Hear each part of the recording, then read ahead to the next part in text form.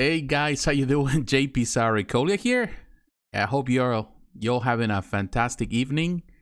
Sorry for running I would say a few minutes late.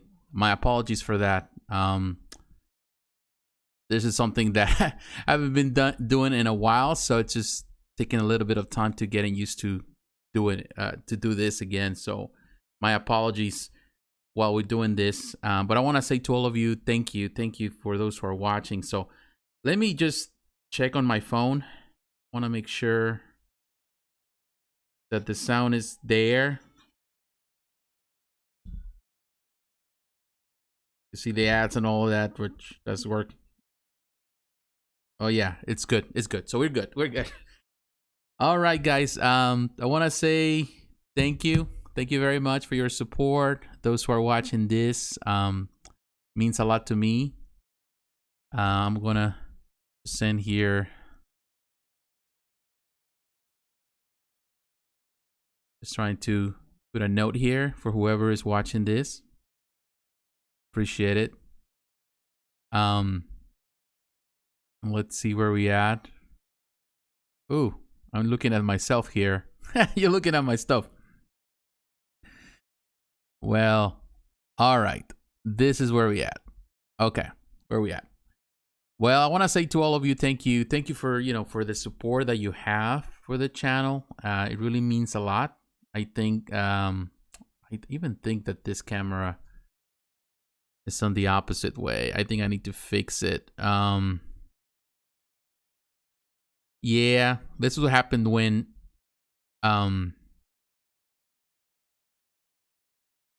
yeah, perfect. Now it's supposed to be this way. Yeah, this is when you're working with stuff like this. It takes a little bit of time. But I want to say to all of you, again, thank you very much. Thank you for your support. Thank you for being part of the channel, being supportive to this channel. I want to say to all of you, those who are watching this right now, and if there's anybody watching at the moment, but if not, those who will be watching in the future, because I will have the timestamps once this is done. I'm planning to do this. As many of you know, I've started, now that I'm working, my schedule has changed. And because it has changed, now it's more difficult. I don't have the time to really be producing daily videos. Even though I've been trying, it's not that simple. What is that? Light knit trip? I don't know. Maybe I'd say late. Oh, late night trip. That's what it is. Late night trip. That's actually a nice way to put it. Hello, how you doing, man? Thank you for tuning in. But because that's what I was saying, because I'm working on a lot of stuff, I don't get the chance to, because I'm working, I don't get the chance to produce as many videos. And unfortunately, with the collectible companies now, there's so many products that are coming out every day, every week. They're bombarding the market, and because of that, I don't really have late night trip. Yes, I don't have the time to really say, to really produce the stuff. And I want to talk about this stuff. Believe me, I want to talk about everything, but I don't get the chance. So what we're going to do from now on, I'm going to do this live videos on Friday. I think it's the best time for me. Perhaps it's also the time where everything kind of comes together. We get all the news, because to be honest, if I do it in the middle of the week, there's a lot of stuff coming out at the end of the week and then at the beginning of the week. So at the end of the week would be best, and that way also we can talk about all the the ins and outs, all the information that comes after in the aftermath. Because for example, recently, I just have, if you follow if you watch the most recent video, I talk about what was that Twitter head, the Harley Quinn. I made that video, produced that video, ready to go, and all of a sudden they decide to throw a curveball, and they tell us that now the Joker is going bigger. So that meant for me to go back to the drawing board, redo the video so I can include the parts of the Joker. So I don't want to go through that. Hey, happy Friday, Mojo. I don't want to go through that. So I'd say, you know what, let's do the live videos and let's make it grow. If you are interested in being part of this live chat, just let me know, and that way we can do it. It's going to be every Friday. We'll try to do it every Friday, 8 p.m. Eastern Standard Time, my time. And we'll, talk about collectibles. If you want to be part of this, you want to be on camera, or at least just the voice, we'll talk about it. Definitely, I would like to share, talk to, with more collectors about this stuff. So this is what we're going to do today. we're going to discuss some of the stuff that there's a couple of things, and I already made my list because I was going through all the stuff that I want to talk about it today. I want to talk about action figures because I think they're a big part of the much of the hobby now. I want to talk about Neca Toys. We're going to talk about Neca Toys. Definitely, they're doing a lot of stuff, and I'm a fan of Neca. We're going to talk about Super 7. They released this week also some really nice action figures, and there's stuff that is coming later this year, early next year. We're going to talk about those pre-orders. I want to talk about Iron Studios. I want to talk about because Iron Studios, like today, the inside that they have a lot of reveals, some great reveals there. We want to talk about the stuff I didn't get throughout the month. I didn't get a chance to talk about anything that the Iron Studios released this month, and that pretty much was showcased on the last Inside. I want to cover some of that today. We're going to talk about that. I want to talk about XM Studios. Because XM Studios, of course, they just opened that new store in Singapore, and it went really well. There's a lot of pictures that we're taking. We're going to look at the pictures. We're going to look at all of that. I think this XM has a lot of potential. There were some really nice showcases there. Sideshow Collectibles, they just released the new Ahsoka Tano, Rey, and Kylo Ren and Rey premium format figures. Also, we'll talk about a little bit of a Twitter head, Harley Quinn. I already talked about it on my reaction video, but we can kind of cover some other stuff there. So we're going to talk about that. I want to talk about Infinity Studio. I haven't really had the chance to talk about Infinity Studio. I've been wanting for quite some time. They have released some stuff, and sometimes they're quiet, but the stuff that they produce is high-end. I want to cover that, and a lot of the stuff is available at Sideshow. I want to talk about Prime1 Studio, for example. And if you've seen in this case, pretty much the image of this, I forgot. The new Batman. There's this in the conversation. There's the battle, the comparison between that Batman, and the Queen Studios Batman. I want to cover that. I didn't get a chance to make a video for that, so I want to cover in this video today in this live stream. I want to talk about that. I also want to talk about the now Queen Studios getting into the 1/6 scale with the action figures. I want to cover a lot of it because definitely there's a lot of potential there. There's some good things to talk about, and perhaps there's other things that you want me to talk about. We'll discuss it. We'll look into some pictures and all of that. So that's what we're gonna do. So let's start first with and I'm going to go here. We're gonna have the images here for everyone, and thank you all of you. Thank you Mojo and Late Night Trip. Thank you for tuning in. Thank you very much. So we're going to let me go to, I want to look at something here, and we'll probably have some images. Let me make sure. Hey Nitro 17, how you doing? So we're gonna look at some stuff here. That's what we're gonna do. We're gonna see my screen on the computer, and we're gonna go again. Like I mentioned, I'm gonna have this on the timestamp, so that is going to help us in some way. So let's go first to Neca Toys. And I want to look at sorry if I'm misspelling this. I'm trying to work with just one screen, which I need to do something else. I need to put another screen here so I can have more access to the information. I'll have that ready for the next live streams. But I'm going to Neca Online. I think it's the Neca store. I should be the base. I hate Neca. I will tell you, I love Neca Toys. I love their figures. I'm not a fan of their website. The way they have it set up as the Neca store, and then they have the Neca Online where they have all the news. I just never like it.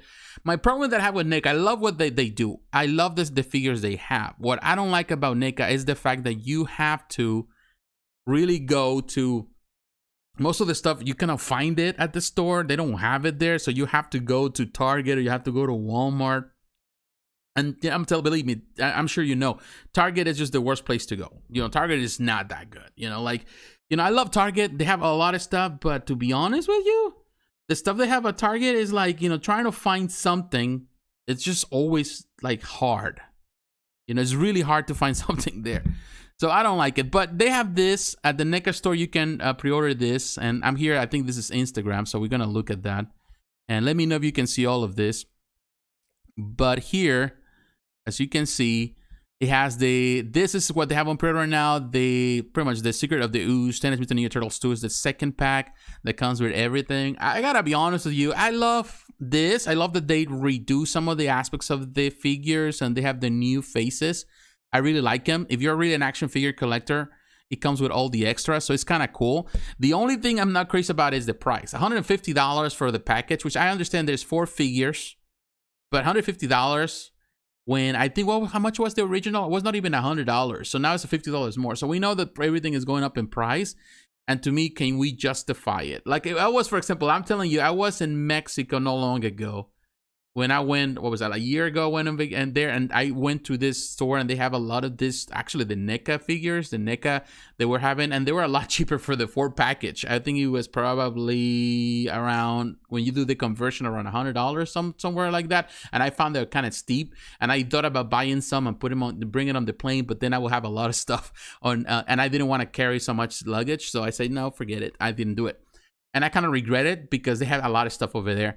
That actually it was already sold out here in the United States. So that was the case. I do like the figures.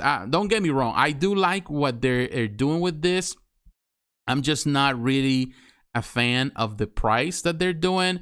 Now, the other thing that, in my opinion, and we're going to probably go to the Neca store. I want to go to the Neca store because I think it would be best. And I'm sorry if I'm doing all this by myself here. And I'll show you the Neca store, for example, right now. There's a couple of things there. What I don't like about the Neca, right here also, they have this, something that I forgot. They have now on pre-order, they have that. You can pre-order from the Neca store. They have all these parts that you can use, the accessories, which is kind of cool. If you look at them, different, masks and different clothing and all that stuff. That is really cool. And I think $60, that's a fair price. Sorta, sorta fair. Not necessarily the craziest thing. But then I saw this one with the Toka and Razar. So I put it right there. 2-pack, $80. Not necessarily happy about the $80 for the 2, even though they're big. They're already sold out, but now they're coming. Of course, they're going to be a bit different based, of course, on the Secret of the Ooze. But in my opinion, they should be like $60. $80 for those 2, but they're huge. I saw one. I never got it, but I saw it at the store at the Target, at one Target once, and I didn't grab it. I didn't have the money for it. But it looks good, so perhaps. But I don't know. It just, everything is going up in price. To me, it's just extremely high. I don't see it. I don't see the point. And let me show you another things that they're doing here, because there's a couple news that I want to look at. That there's also the Alf figure.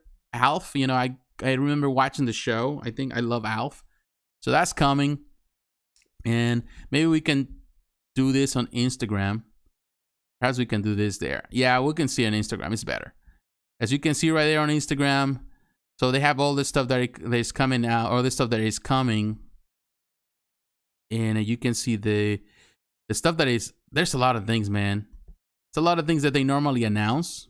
Usagi Yojimbo right there. I'm interested on that one, and he's telling you what it is. The problem that I have, again, the problem that I have with the store is the way everything is set up on the pre-order system. And to be honest, you cannot really pre-order anything, and you kind of are left just waiting for the stuff to hit Target, because most of the stuff they have with the Teenage Mutant Ninja Turtles, they have this, deal with Target.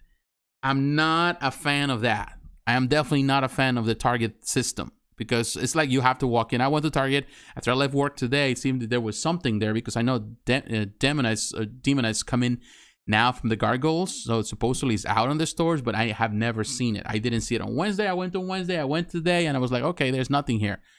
So, but I love Usagi Yojimbo, so that is, and then that's pretty cool. I like that. I like what they're bringing here. But the problem that, again, that I have is that you can pre-order. And another problem, if you pre-order to NECA, sometimes you don't get your stuff. Sometimes it hit the store before you get your pre-order. So I really don't like it. And you can order at Big Bad Toy Store, but sometimes they don't carry this because they have the weird dealings they have. Sometimes they have it, they don't have it, which is, to me, a shame. And I was looking for this one. I'm really looking for this one. I love the Gargoyles for sure. I have this, of course, Goliath, and I review it in the channel. Phenomenal figure for sure. But the problem is trying to get the others.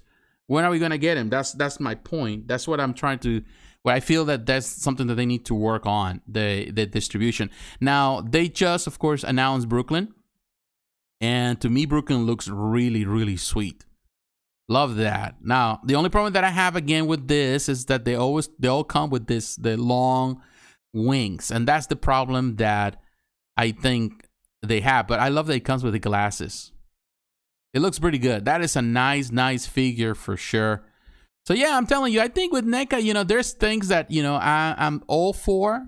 I love certain aspects of NECA and the things they do, but I'm not necessarily always like, thrilled by the stuff they are doing here. And let's see if there's anything here on the news announcements.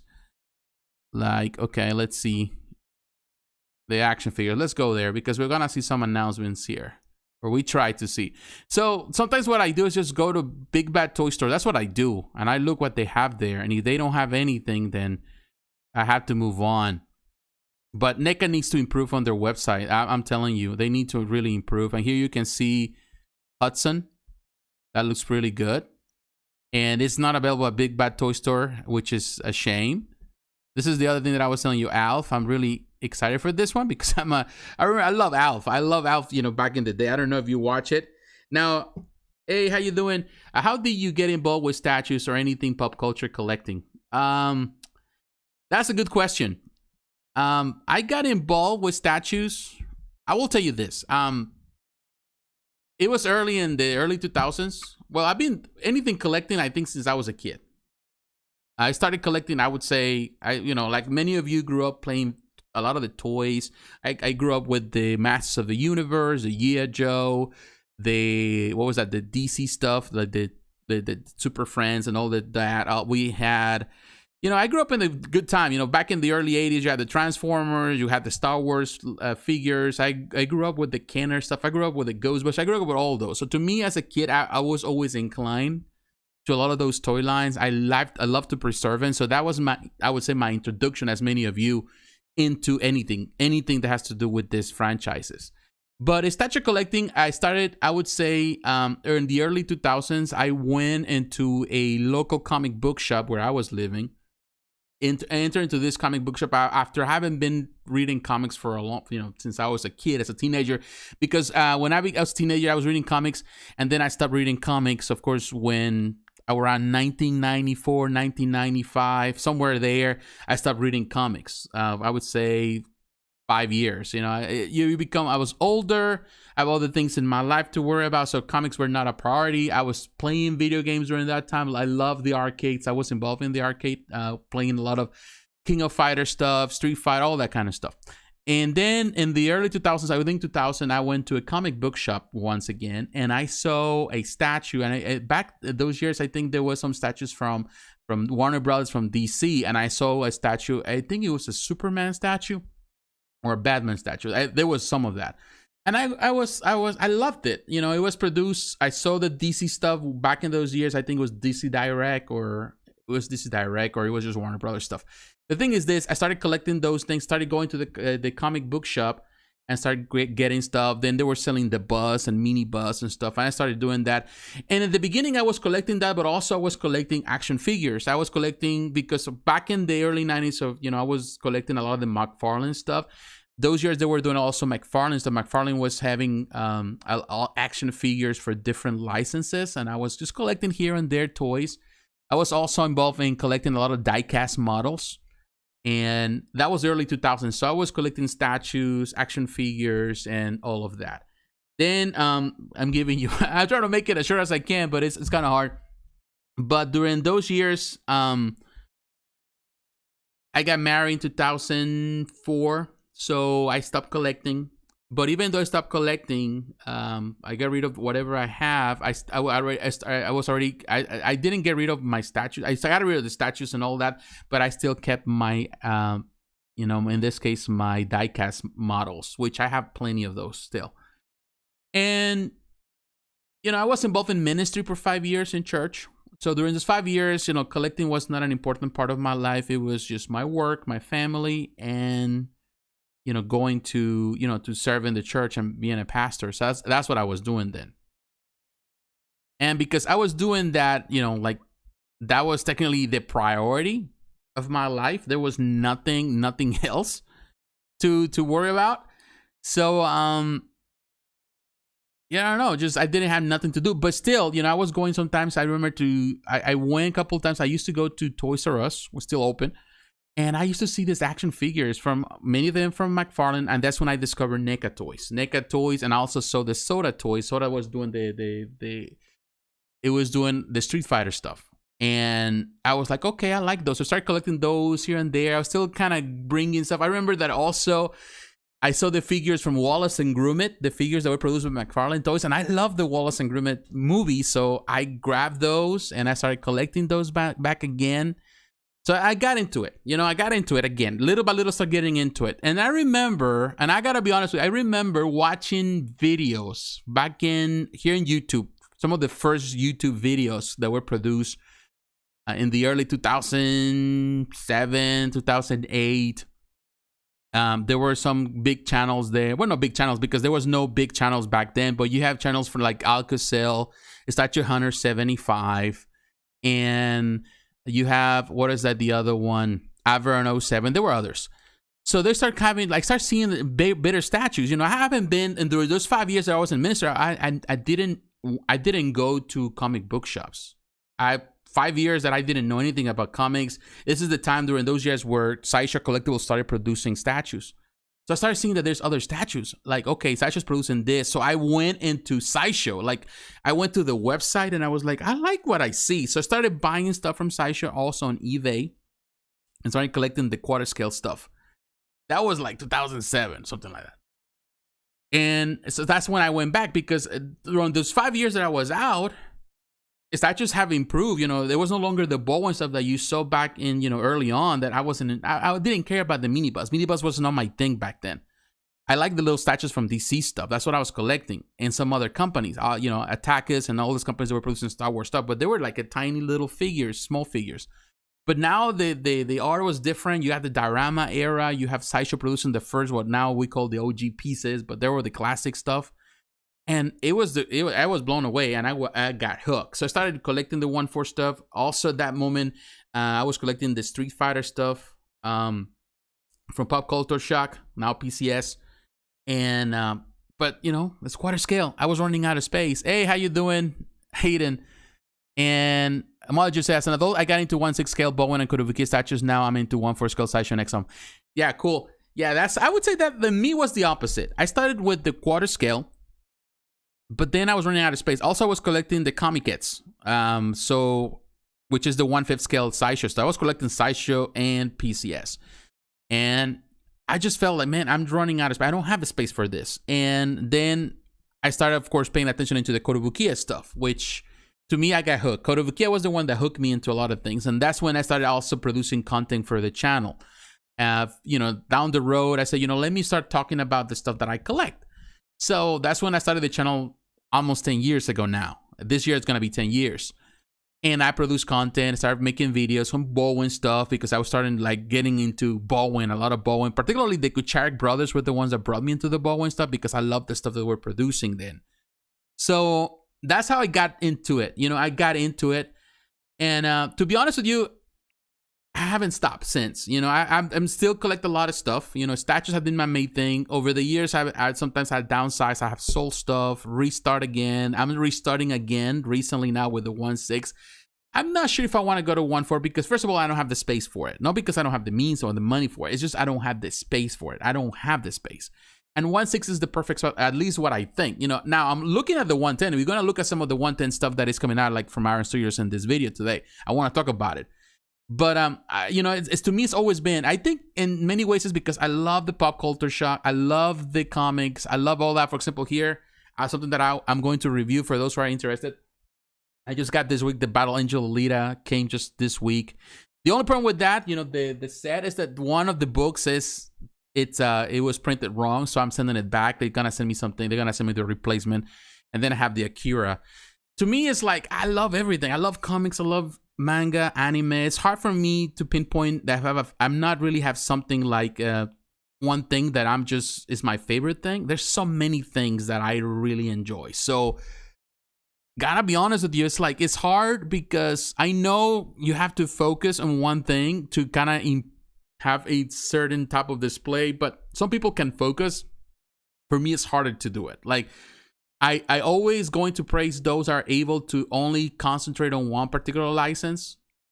But for me, it's so hard It's always been hard. I try, and it requires discipline. That's something that I try to work on. Yeah, comics is my thing. Yeah, and I think everybody's a thing. You know, for me, I love comics. I think comics is the center thing. It's been the center. So my collection is always more geared towards Marvel or DC. Those are the two major things, followed by Star Wars. Star Wars is my second thing, and then everything else comes along.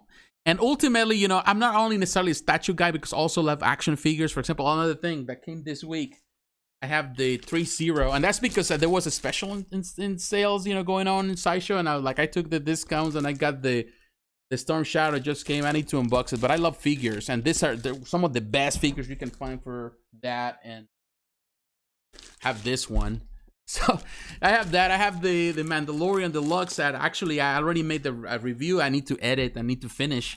I love I'm telling you, I love so much stuff that it's hard for me to really do something. You know, I have collected so many things over the years. I have a lot of die-cast models that I normally don't showcase here, because I still have in pack, and, you know, have it in storage, which is something another that I have to deal with. You know, I have a lot of action figures that I constantly collect. You follow me on Instagram, I like to post a lot of stuff that I like to go toy hunting, and I love that kind of stuff. It just I don't know, I'm just a geek at heart. I'd already put my money into those collectibles than another thing. Some people like to maybe go out. I'd rather just spend that money into buying stuff. Maybe just stupid, but it's just the way it is. All right, let's see what it says. Comics is my thing. Mojo, you were one of the first YouTubers I watched when I was deciding which statue to buy. Oh, thank you. Thank you for sticking with me. And to be honest, it's not that many when I started that still continue producing content. I will always gonna say that the people that were for me, the ones that brought me here, I will say I'm always gonna be praise Alcacel, who is no longer in YouTube, and he deleted all his channel and all his videos. He was an inspiration for me. Alcacel was an inspiration. He went through a divorce probably around 8 years ago, so he had to delete all the stuff, but he was an inspiration. Statue Hunter, my good friend Dean Bodanza, he's a great guy. He was an inspiration early on for me to make videos, because I saw if these guys are doing videos, I want to make videos, because I also collect things. I love the things that they talk about. And they are the ones that Averon07 no longer making videos. And there's other people that were back then that no longer making videos. And of course, I came with a different generation. I started at the same time. I would say the only people that started within me, I was followed by Rat Titan. Rat Titan came after me. And those guys still doing videos, so we're technically with the same group. And there's other people that already moved on. Max Collector already moved on. It's not that once in a while he comes and does things, but you know, it depends. Maybe I'm stubborn. You know, I've been doing this for so long. I just love what I do. This is my passion. Not only to talk about collectibles, about, you know, having this, create content, and trying to be as, you know, trying to utilize my passion, and trying to also bring hope to people, and, you know, share with that. Because I think at the end of the day, this is what people come here is because they're looking for hope. You know, they're looking for something to enjoy life, you know, besides anything else that can be destructive. I will say that anything can be destructive. Even this hobby can be destructive, but also there's a lot of things that you can take out of it, a lot of positivity that comes out of it that can be used for good, for sure. Okay, comics is my thing. You were okay, but yeah, thank you for those. Thank you, Mojo, for supporting the channel. That Twitter head Joker is so sweet. Yes, it is, and we're gonna talk about it in just a moment. We're gonna go through it. Now we're having conversation here. I love to get into image statues like Spawn, Lady Death, Witchblade, etc. I love Aspen and Fathom. Yeah, I love too. I wish, this is the thing. I think we need more of those characters. They need to be produced. Unfortunately, I don't know what's going on. Unfortunately, a lot of companies are not doing it. Like, you know, like I know XM is doing it, but I wish, you know, the only companies that have been doing it, of course, is them. And then you also have, what was the other company doing a lot of Witchblade stuff? I know, it skipped my mind right now. Maybe you can remind me. I remember. It was CS Moore. CS Moore, Claiborne Moore was doing it, but Claiborne Moore is no longer really running his company. He's working now for Diamond Select Toys. So, but he was the only one doing it, so we need more of that. I love if they made a Saga statue or a Chew statue. That is a good thing. You know, this is the thing. Image Comics has so many licenses, or there's so many creators there. The potential is so vast to so many different. I think right now we're seeing like the beginning of Image Comics to expand. We're seeing that with Invincible. We're seeing that, of course, with the shows. People are now paying attention, and that's good. There's so many characters. There's so many the stories that you can use, man. You can use Image Comics as reference for a universe, a multi-universe of characters. I would love to see a statues of the dragon, you know, the Savage Dragon. I would love to see that. There's so much we can do with that. Now, and definitely Chew and all these characters, which relates with Saga, that would be awesome. I think Saga will sell really, really well if any company takes on that. Now, what's up, Statue Habit 71? Welcome to you. I learned what shelving to buy at IKEA from Max Collector. Yeah, I remember that too. He made that video. I think that video that you're talking about from Max Collector was the first time someone in this hobby, and believe me, because I follow all of them, the first person that went and started giving advice and tips on how to do the collection, because prior to that, people only showcase statues. So it was about showcasing statues. He was the first guy that says, this is what you need to do in order to get a display. He was the first one that brought the idea and everybody followed. So yeah, Max Collector was pretty much a pioneer of that. Now, yeah, this hobby is great for, I think, you know, the hobby, any hobby is good. I think this hobby, of course, sometimes keeps us grounded in some ways. It could, sometimes we can go overboard. It can become an addiction as any other hobby. But at the same time, it gives us something to do besides, you know, destructive behavior. So that's good. Skill Power, what's up? Okay. Well, American Vampire would make a cool statue too. Yeah, too. You know, this is the thing. Again, like, there's so many licenses from Image that we can use, and it's going to be amazing. Yeah, Savage Dragon. Yeah, Savage Dragon would be awesome. So yeah, let's start, you know, going with this list. And I want to say to all of you, thank you for supporting. But I'm going to, let's start just diving into some of the stuff here. I was talking about NECA. We were talking about NECA Toys, but also want to show you, in this case, another thing that to me, and I'm trying to concentrate right now on the action figures so we can get into the statues. And we have definitely a lot of ground to cover because, of course, I haven't been doing much. So for that reason, we're going to be here. I'm coming to Super 7. All right, so we're at Super 7. Super 7 now starting with the G.I. Joe stuff. This line, in my opinion, looks amazing. And of course, you know, here, maybe we can see it here. I love Super 7. The only thing I'm not crazy about Super 7 is on the prices. They're going up in a lot of the things that, in my opinion, don't deserve that much of a price, you know, like what they're trying to do. So let me see this one. Let's start with this one first. And this, of course, go on pre-order. You can go to a Big Bad Toy Store. You can pre-order directly from them. I'm a big fan of the G.I. Joe. Brings good memories of my childhood, you know, collecting the toys. So now these are, of course, more modernized. They have the better articulation. It looks good. Doc looks better than anybody else. Also, that is a classic Storm Shadow. Love that. But this figure is $55. You know, some people will disagree or don't like it. But at the same time, this is top of the line figures with so many different accessories. So that's what makes the difference, in my opinion. So it's $55. Let's see if we can see the pictures. They're too big, but you get an idea.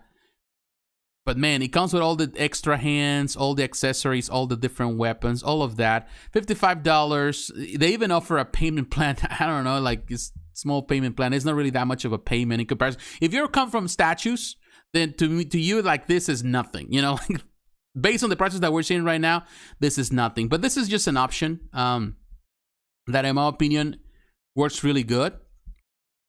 And I'm trying to get out of this screen. There's so many screens that I have. It's just not even funny. But, you know, that gives us an idea. Then, of course, you have Scarlet. That is really cool. Love Scarlet right there. They have the different portraits. And, of course, Doc. And, you know, it's just, this is just good. Oh, you can buy the whole bundle, $220. This is the thing. I love what they're doing with this. I love what they're doing. Also, I would say it's stuff that they're doing also with the G.I. Joe. I'm looking at some of the stuff here. Let's see if we can get to the bottom of this, because there's some money stuff. Let's go here.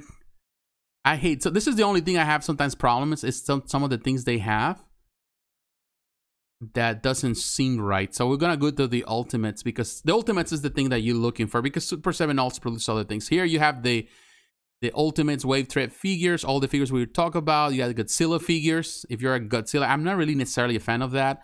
Now, this is for the Thundercats, the Ultimates Wave 5.5. You have Mandora. I like Mandora. However, not crazy about the price of this vehicle. Electrocharger, $150. That's too expensive for a vehicle. When Masters of the Universe right now, Origins, you can find a vehicle for $50, $40 at Walmart. So to me, that's not a good deal. And here you got the new wave for Teenage Mutant Ninja Turtles. I don't care much about the figures. The only one that really surprised me is Gorilla. That figure, and I saw the video of Super 7. Man, that figure is huge. $75. I found it steep, but the figure is massive. With all the different portraits, it is a nice figure. And I know many of you that are watching this right now with me, you're not a figure collectors, but to me, those are like super, super good. Do you think the companies don't think it's worth licensing from Image or its images in?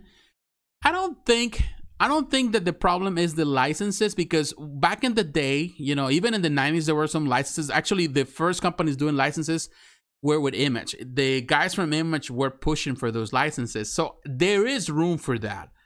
I think it's just because in some way, some of those licenses from Image, they have kind of go on the wayside because some of the management, the way they do it, like some of those are not as recognized now. Like for example, with the Top Cow production with in this case with Witchblade and all of that, it's been more like in the darker corners of the way people are familiar with it. Some people know this or know that, but they're not like super known characters.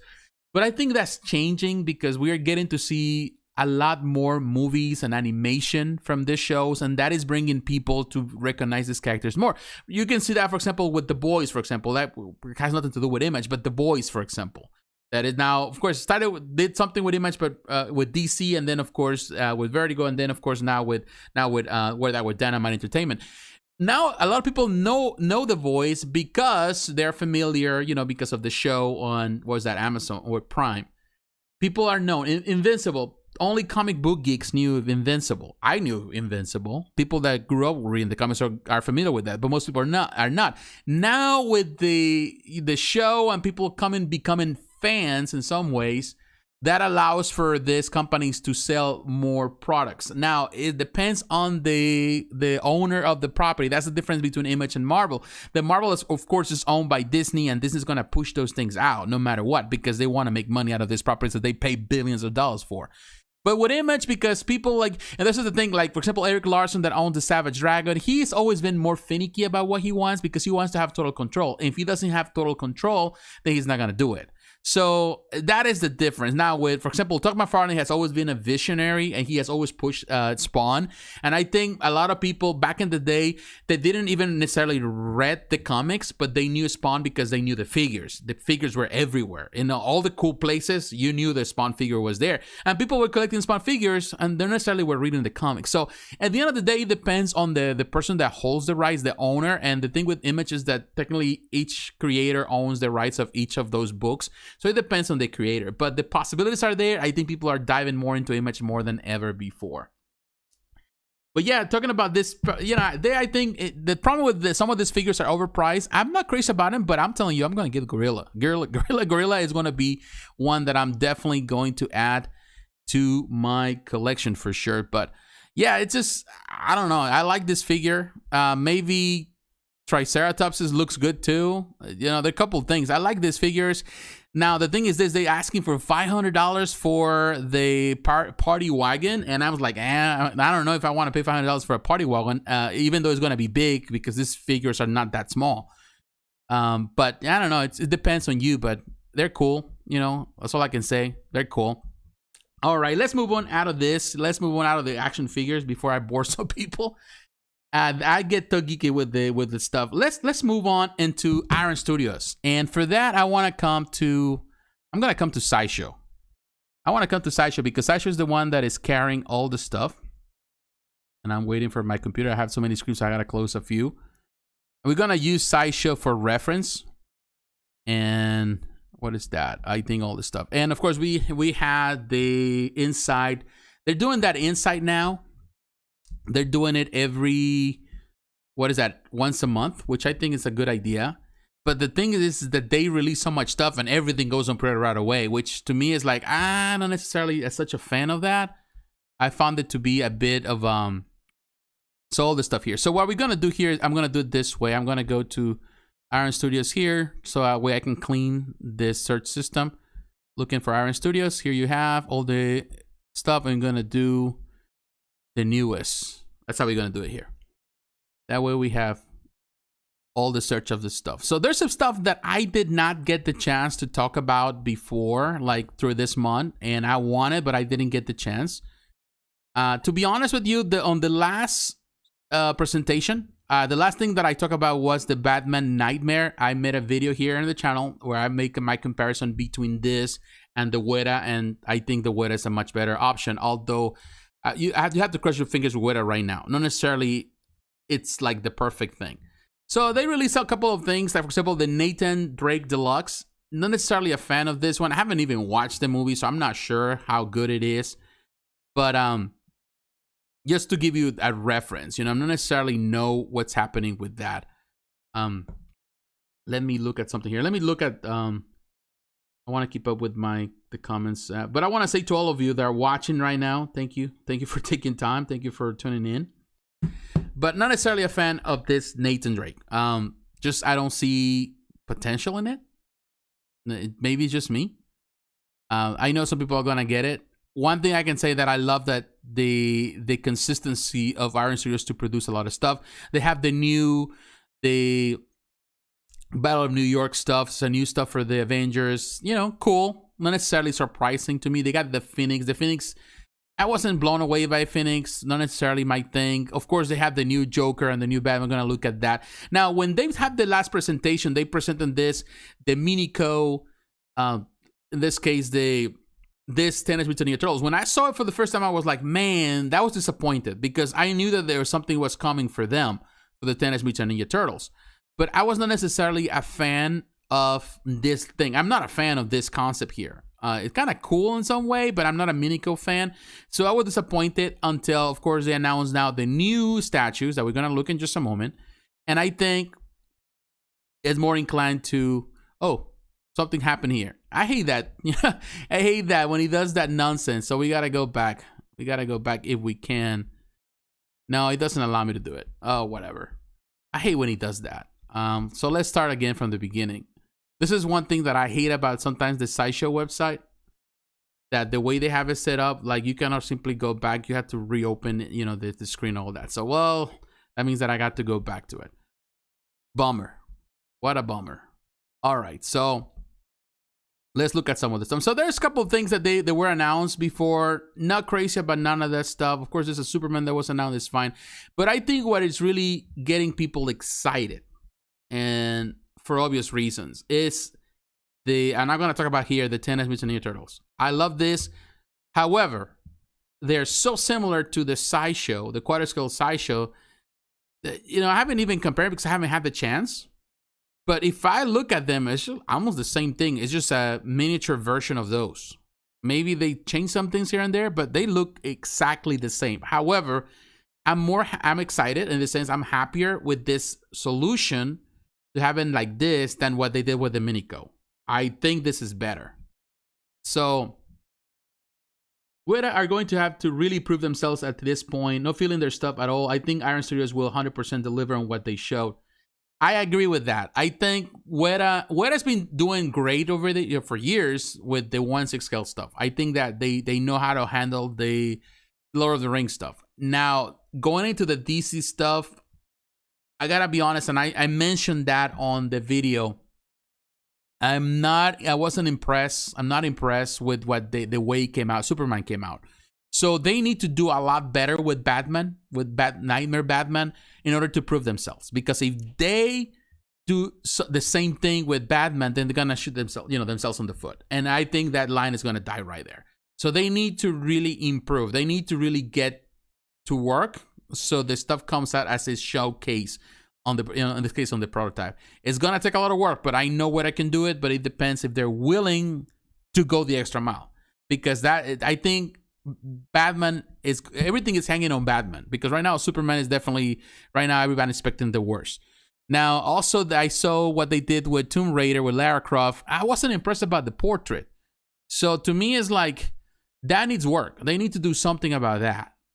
And are they going to do it? Who knows? I prefer the Dementor just because it looks awesome. You mean the Skeletor? You gotta open the item link with your scrolls. Well, you do not have that with your scroll when... Okay, do not have that happen. Love the turtles. I think I get all of them. I'm thinking that too. I love those minicos. Wish they were a little bigger. That is true. At least, I would say, I'm not saying that it's bad. It's a nice concept, the way they did it. And now when we did the turnaround, I like that. But not necessarily a big fan. Of course, the minicos is not my thing. That doesn't mean that the piece is bad. I think it is a great little concept if you love that kind of thing. But now looking at this, it's really cool. $210. I know people are saying, but it's a 110. But we gotta keep in mind, it seems to me that people are not getting this, and pretty much that we're not getting this. Yes, I know prices are going up, but that is across the board. The 110 is now on the $200. Now the 110 is costing the same as the 1.6 is used to be priced. Now the 1.6 is, you're paying for 1.6 what it used to be 1/4.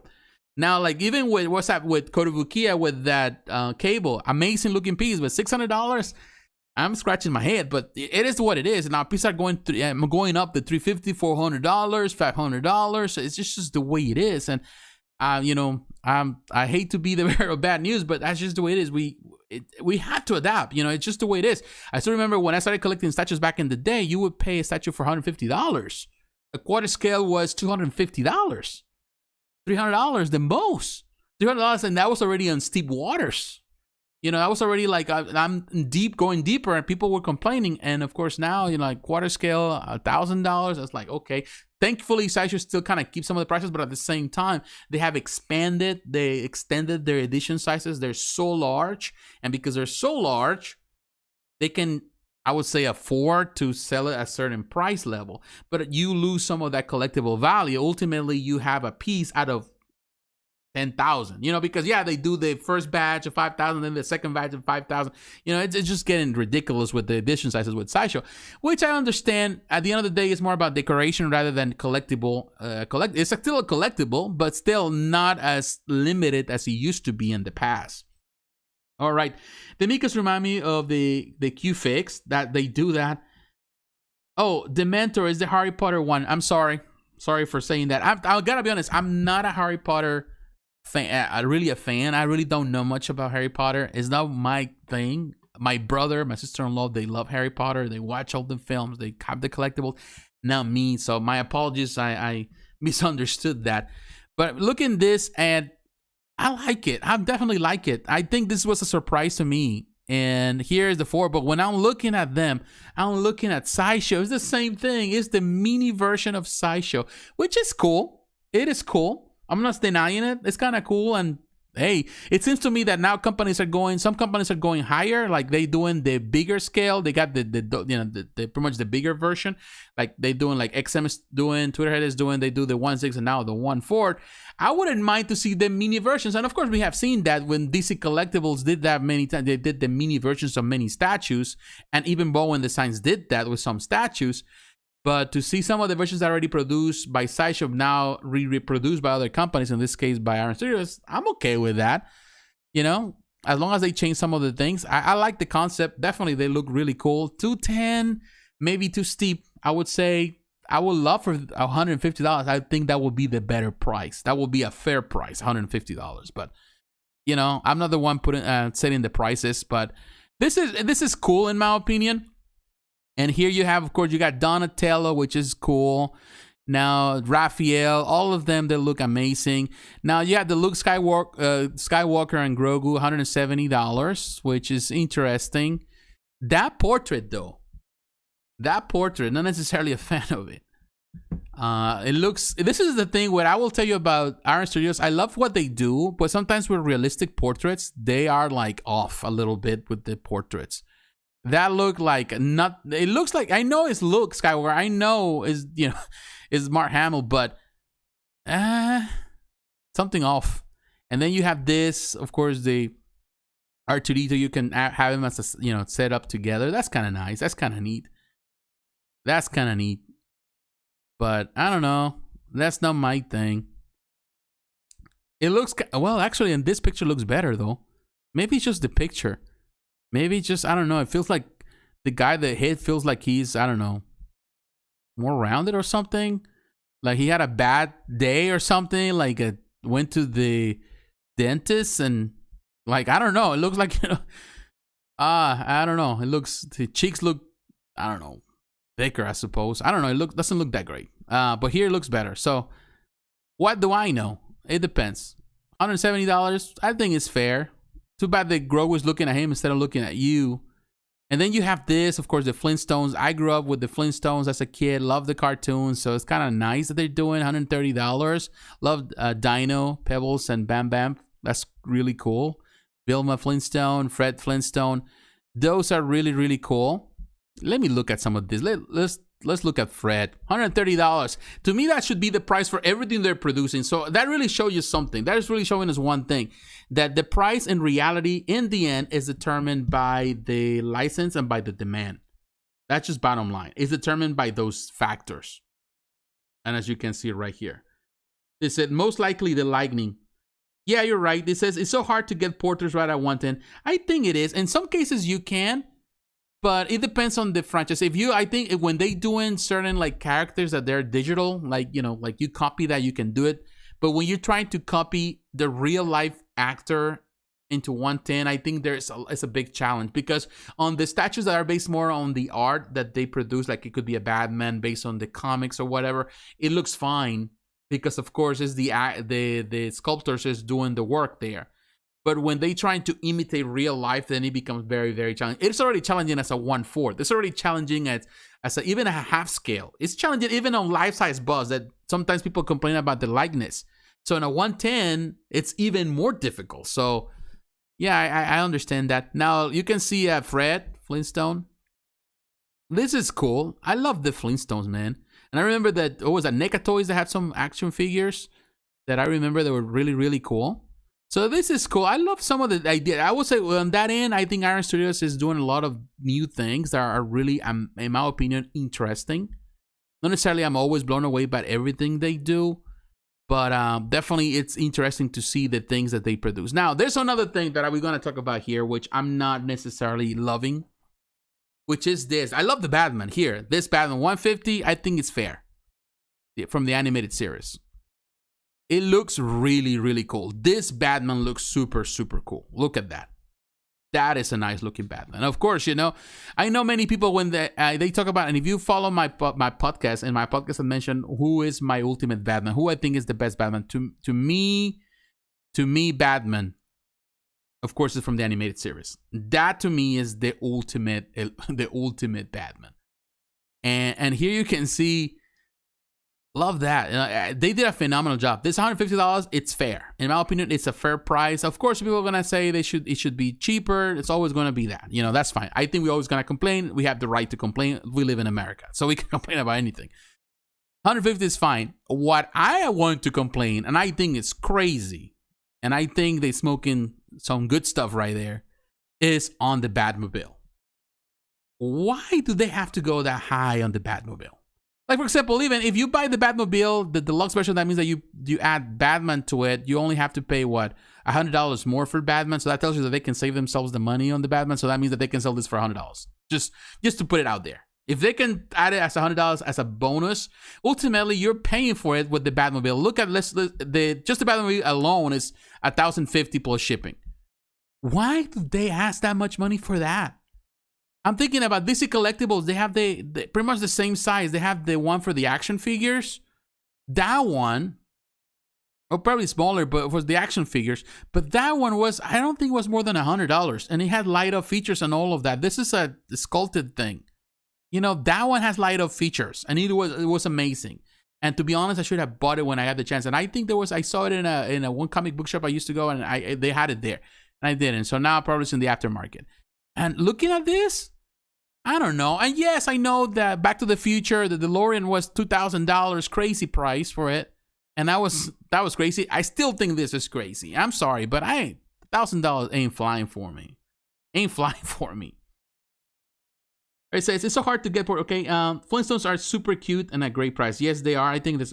Love Bam Bam as a kid. Ate the Flintstones vitamins as a kid. Yeah, you know, I don't think I did, but we give that to my daughter a lot, so I could be strong like him.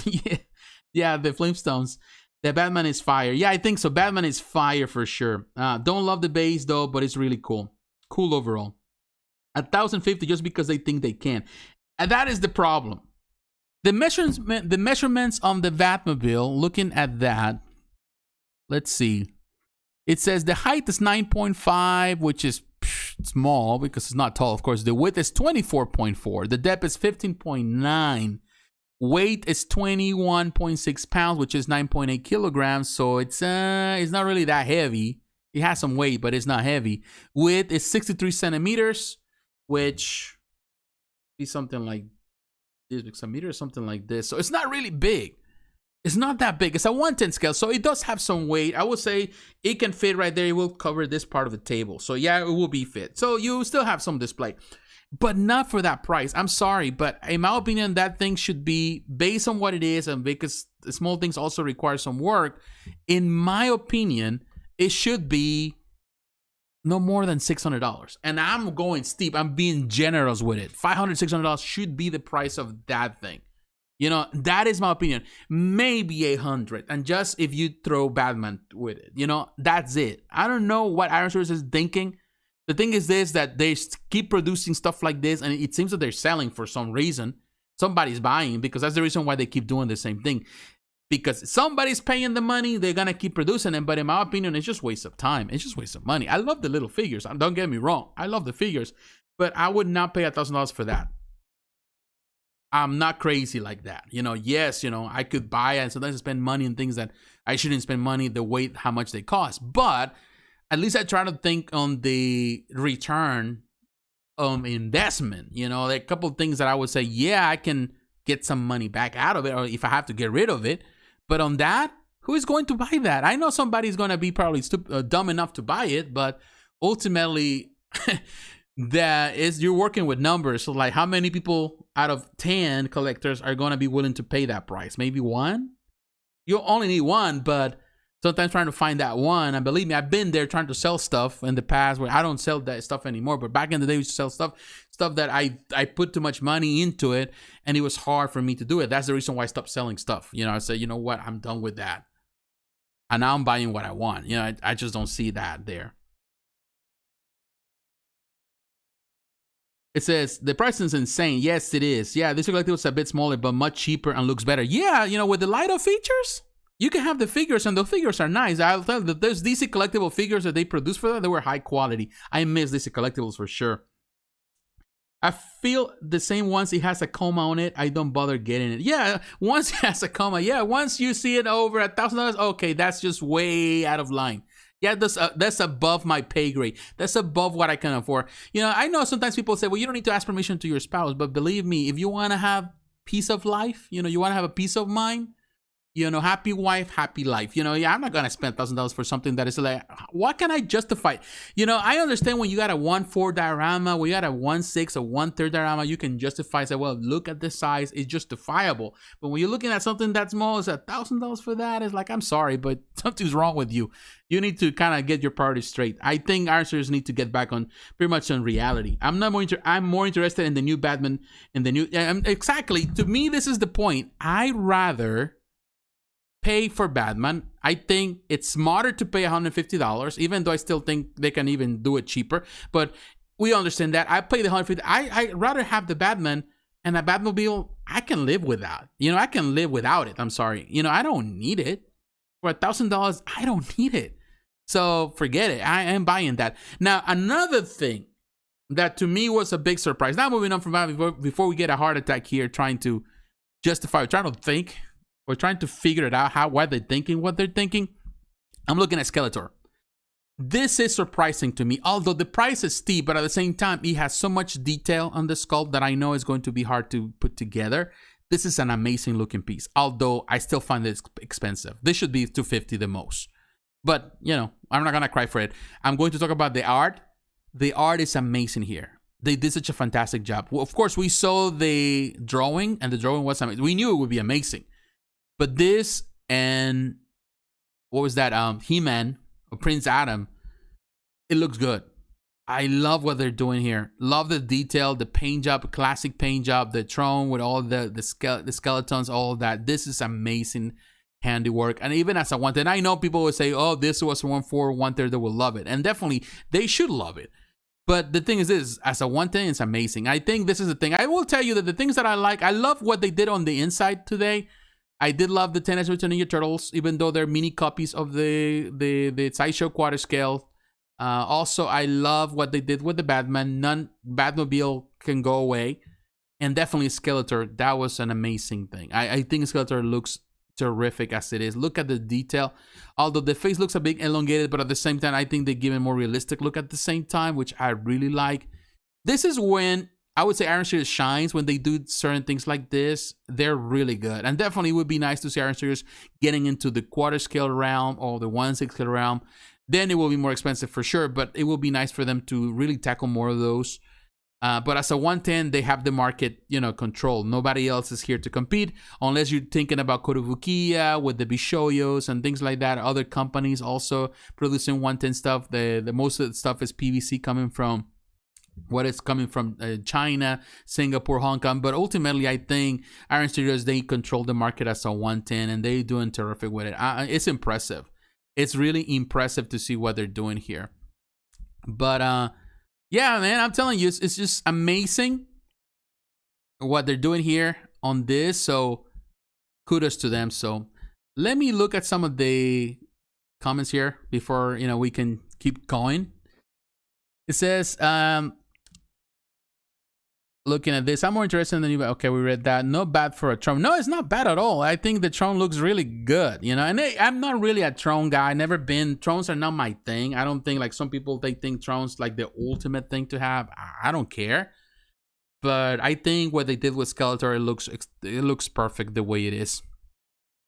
The most comparable piece to it is the Shao Kahn, which is 210, but not with as much detail as the Tron. Yeah, I think Shao Kahn is comparable with the Tron, and Shao Kahn is a beautiful piece. That was a nice concept, but the way they did Skeletor, because of the skeleton, the bones and all of that, it's intricate, and definitely that requires more detail. I would say 310, I can justify it. I think, yes, I can say, yeah, it's expensive, but I think I can go the extra mile and pay the extra money for it. But with the Batmobile, there's no way to justify it. I just don't see it, like unless I'm just paid by Iron Studios to praise Iron Studios to say, hey, this is the best thing ever, then I'm going to say it. But they don't pay me. They don't send money my way. They don't send me prototypes to review. So what the heck? I got to be honest. I'm not trying to offend anybody, because ultimately I know the artists did their job and they got paid for doing the work. They did amazing, but Iron Studios need to rethink the way they price this stuff. That is the problem that has to do with the suits and the company. It has nothing to do with the artists. They are the ones doing the work. Other people are deciding how much they're going to price the stuff. It says, yeah, I bet it will take a while you assemble it, because I go there Quicksilver and put in the piece somewhere annoying. The diagram they send, it's no good. Okay. I didn't know it came into different parts. I haven't seen, of course, I don't have it, but that is a beautiful piece. So, but I normally keep up, like I saw, for example, I normally keep up with some of those groups, the Iron Studios groups, and I saw that there was that Batman and Robin there. I saw somebody posted pictures. It looks amazing. It looks really good. And I think on the 110, they're good. And I totally understand some of the intricate detail on certain things, and I know the price. I know Skeletor is going to sell because Skeletor and people love the character. So it's going to do well. There's a great He-Man coming too. A He-Man from Iron Studios? Yeah, that would be good. I don't know what they're going to do. I haven't seen any concepts on that. I haven't really paid attention. Of course, I think Prince Adam has a nice concept, so I don't know how it's, in this case, He-Man. I'm looking forward to the Twitterheads He-Man for the 1/6 scale collection. That to me is one of my most anticipated pieces of this year. I'm already sweating bullets because I'm thinking it's going to be super expensive. But I want it. I really want it. So we'll see. We'll see how it goes. Definitely.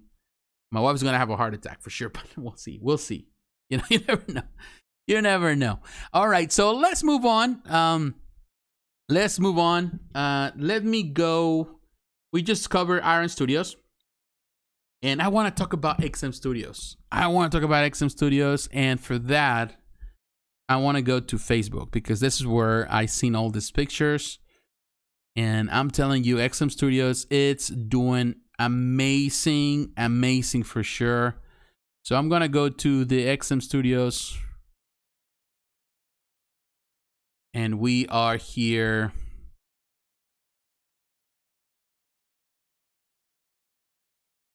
All right, so let me get this. Man, I need a second screen for sure. I definitely need it. But here we are on Facebook. And I'm telling you, the XM, they have this thing with the opening that they did. And of course, they have the different pictures. Let's look at the pictures. All the guys there. This is a cool team. I'm telling you, XM has been doing amazing. There's no denying on that. They definitely, as a company, they have done. I still remember when XM started. Definitely there was a lot of hope for the company.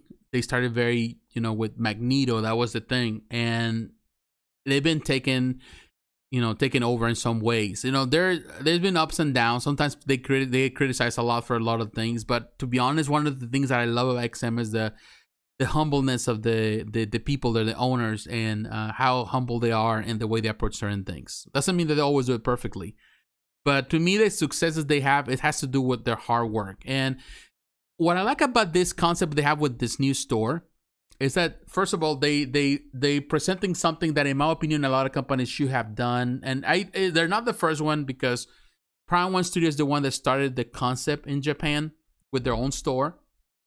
But I think I would love to see other companies following suit, allowing for people to come and see, because you can go to Sideshow's offices, you can go if they let you in, and they have like displays and stuff like that. But for the most part, you don't have access to go in. And I think that's another aspect of the collectible market that I think people want to feel part of a community. I think that's the reason why you come here. That's the reason we're all part of different groups on Facebook, because we want to be part of a community. And because we want to be part of that community, we are enticed to these things. And I think the idea of having these places or stores where you can go grab a coffee, talk to other collectors, have this friendship face to face, not only that you do in social media through Facebook, I think it's important. I think it's something that I would love to see more, and to be honest with you, years ago, I thought about that idea. I said, I would love to have a store where I can sell all these products and people can come and gather and we can drink coffee and we can talk about certain things. And of course, I didn't have the means for that investment, but I thought about it and I still think about it. And I think that we need more of that. Those opportunities are, like out there for adult collectors to gather, to socialize, but also to buy products and to see products and also to have interactions with other collectors.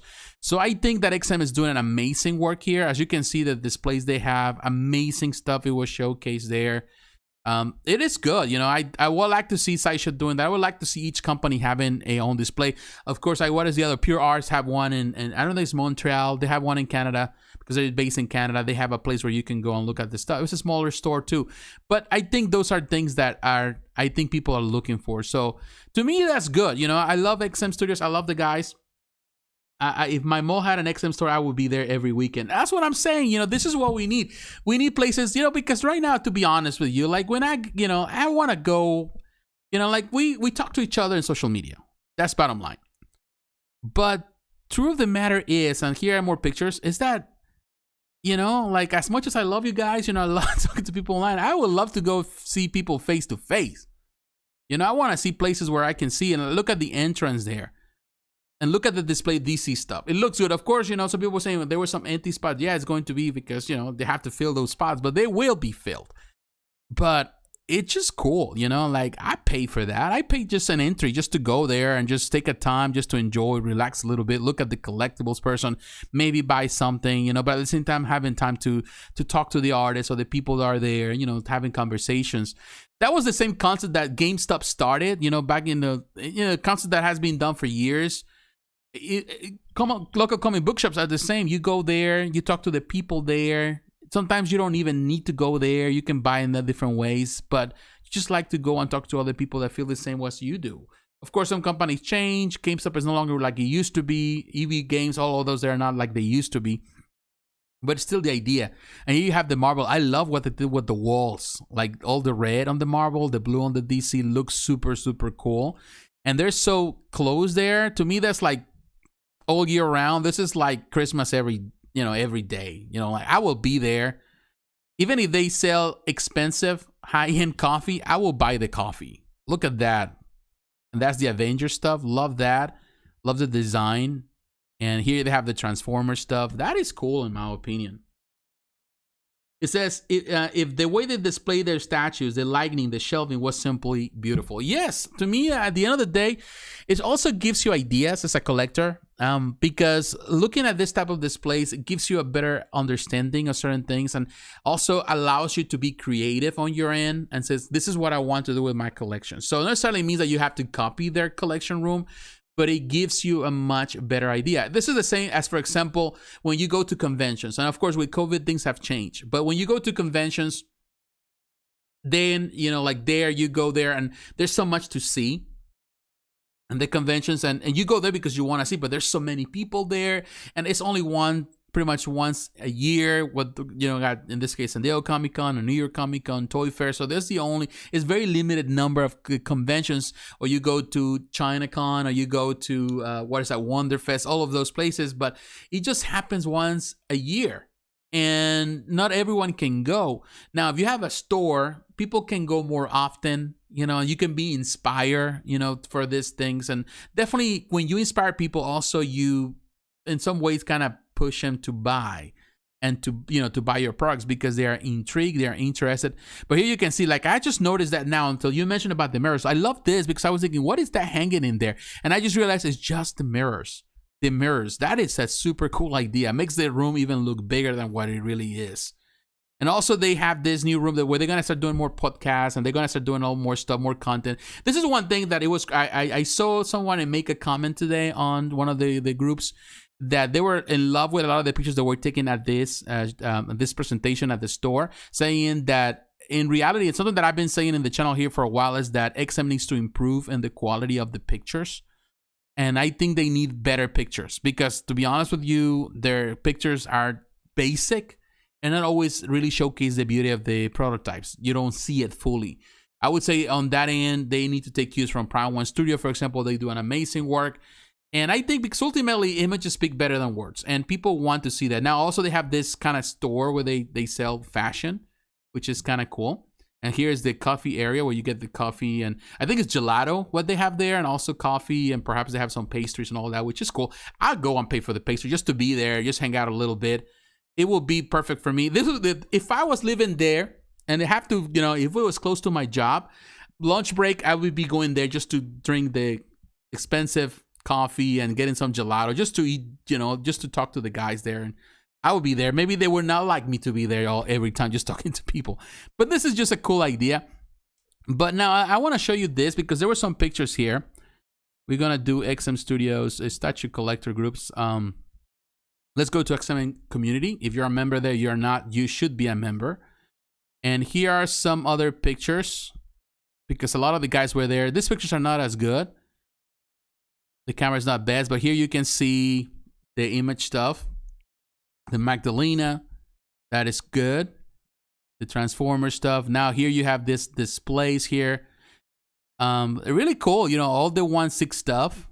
Definitely they have done an amazing collection with that. More Marvel stuff. You got the Godzilla stuff, the Ultraman stuff. Here you have, they moved some stuff because they were in a different way. They have moved some stuff around, but man, I'm telling you, this is such an amazing display. The way they have it set up. You have all the Marvel Quadriskull stuff they have produced. A lot of beautiful pieces there. Very iconic pieces for sure. Here you have more DC stuff. Really cool. And definitely some of those prototypes. That was the great thing about it, that you're able to see these prototypes. So let's see. There was another one. Let's see if we can catch it here because, of course, they take all the pictures. Of course, we have the War Tank.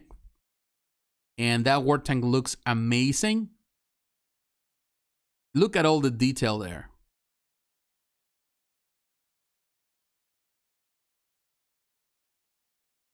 It said, look at the new Flash and Reverse Flash that's on display with the other quarter scale. Seems small. I didn't pay attention. Maybe we go back and look at it. It goes right on horse or the OG one on the motorcycle. Yeah, that's what it seems. But here is... I'm surprised about the detail of this one. Really nice pictures, man. I will tell you, if I go to Singapore or get a chance to go anytime soon, that will be my first stop. It will be going to the XM store, talking to the guys and taking pictures. So that was one. Let's see. This is the ones that we already showcased. Oh, this is the thing. This collector have the Maestro, man. That Maestro it's amazing. It is an amazing looking piece. Look at that. That is gorgeous. That is a gorgeous piece for sure. They say War Tank is insane, but was way outside of most collector budgets, unfortunately. Yeah, that's the thing, We can dream though, and that's the reason why having this type of stores, it really pays off, because hey, if I cannot see it, at least I can go to the museum, because technically these stores are museums where you can go there. I pay the entry just to go there. You can charge me to go in. I'll pay for it. Yeah, I may not afford it, but I still can see it. You can see the prototypes and you be, blown away by it. I will serve by it. Just take the pictures and I'll be looking at the pictures all day long. But look at this. Look at the whole detail there. That is an amazing piece. Amazing, definitely. And it's just gorgeous. I love this picture here. Love the definition. Love the pose. That is an amazing looking Maestro. And I'm telling you, to me, the best Maestro statue that has been created up to this point, the Bowen designs. I think that Maestro is an amazing piece. But this, I think, puts it on a different level. This is in another level. So to me, this is the superior piece. Of course, we will know for sure when in this case, the final product comes to us. Then we'll know for sure if it's the ultimate piece. But it looks really, really cool. Look at that. And of course, the back of it is huge, man. It's a huge piece with so much parts to go alongside it. And here you can see in the back, I can see, of course, the what is that? The Knights Metal collection. Look at that. That is a huge base, a Sentinel face. Dark Knights Metal on the back, you can see it. Of course, you got Revan and all that, the Star Wars stuff. So, man, I'm telling you, this is just amazing what they have here. It's impressive. To me, it's impressive. Here we have other pictures. Here you have War Tank. Man, when you can see the Hulkbuster, it dwarfs that. It looks like a little kid in comparison to that one. It's just huge. Those are, again, they're way above most people, most collectors' budget. But it is just amazing. And this guy, I will gotta say, he took really nice pictures. I don't know what kind of camera he used. Look at this one right here. Look at that. That is huge. So much detail. In fact, there's so much detail that some of that detail gets lost in the details. So if you like simplicity, then definitely you're not going to love this one, because I know some collectors prefer simple takes on things, but this is for the ones that love the mecha stuff, like everything, every crevice, every small little hole to be filled with something, then definitely you're going to love this one. So definitely this is, I don't know, I'm telling you, XM, it was surprising to me. Master's definitely amazing. Don't love all the canisters around him, though. I think you could do without 150 kilogram shipping weight for all of it. Yes, you're right on that, because with all of that, you adding a lot of weight. And to be honest with you, it doesn't really need it. Like all of that. I know they want to recreate that scene that, of course, George Perez did with that, the whole spread on the splash page. But at the same time, it doesn't need it. You don't need to have it. Like here you have, this Venom Carnage. That is another nice looking piece. There's so much, and I'm telling you, like, there was so much to showcase in this place. I'm really happy that they're doing that, and I hope that Sideshow follows suit and other companies do the same thing. I would say Sideshow is easier for us here in the United States because we're in the United States. I would like to see more of this. Like, this is a great concept that companies need to follow. Create this type of stores. Yes, the idea may not work, but at the same time, it's all about bringing that to, for people, for them to see the potential and, for them to be excited. Ultimately, it's about exciting people to buy this stuff. And definitely they did it here. There's more pictures. There's a lot of pictures that were taken. Of course, it was a big deal in Singapore. There were a lot of coverage and a lot of companies, and they were doing that. because this whole thing, and here you can see that Optimus looks amazing. Megatron looks fantastic. The whole Transformers line is looking great too. And this is a great diorama for sure. Love this diorama with all each characters a 1/6 scale. Beautiful diorama for sure. Amazing. Now this is what they're doing there. Not crazy about those. But definitely this is a nice concept. Definitely they did. You can see the alien right there. Oh, this, I never seen this. This is a nice setup where people can sit and rest while they're drinking their coffee, talking to other friends and collectors. I think it's such an amazing concept here. Yeah, I'm going through all these pictures and I'm impressed. I'm impressed because what they did here is they showcase every piece they have released so far is being showcased here. And they also have, like, you know, little store where you can get some little stuff. I was never crazy about this line in particular, but I think it's cool that they have it there because at the end of the day, it's part of their history. A lot of people love that. Definitely, I think the best on this line was always that Hulk. And here you can see all that. Man, it's just amazing. There's so many great pictures here. That Aquaman, and definitely these pictures make it look even better in person. That Flash, the Reverse Flash. That is super cool. I don't think this one has come out yet or is coming out yet. That Lex Luthor. Definitely this collection. I think this is the 1/6 collection. Yeah, this is the 1/6 version of it. Those prototypes look good on the Flash and Reverse Flash. Maybe not the best picture, but I think the quarter scale should be the best option.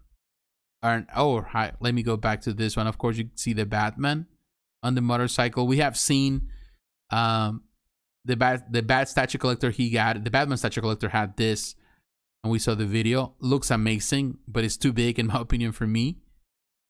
Here you can see Penguin. All the Star Wars that they have produced.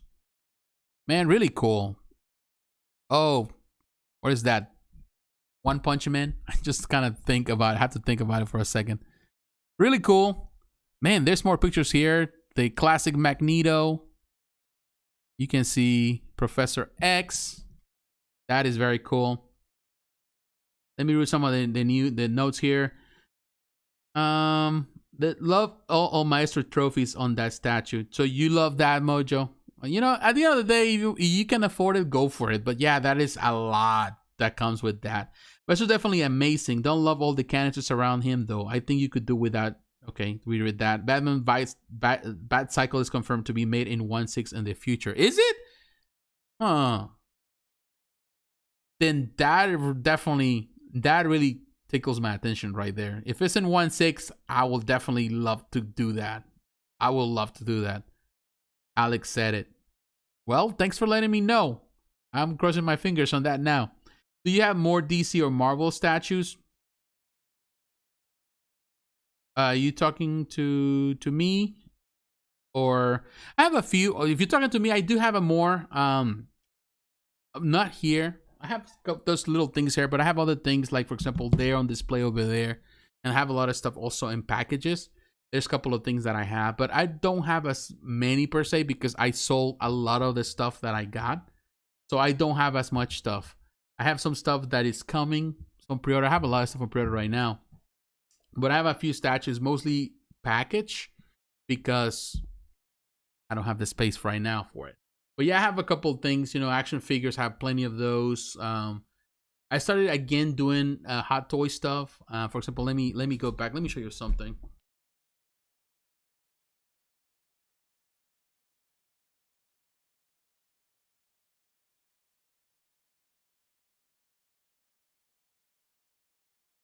Sorry for the delay.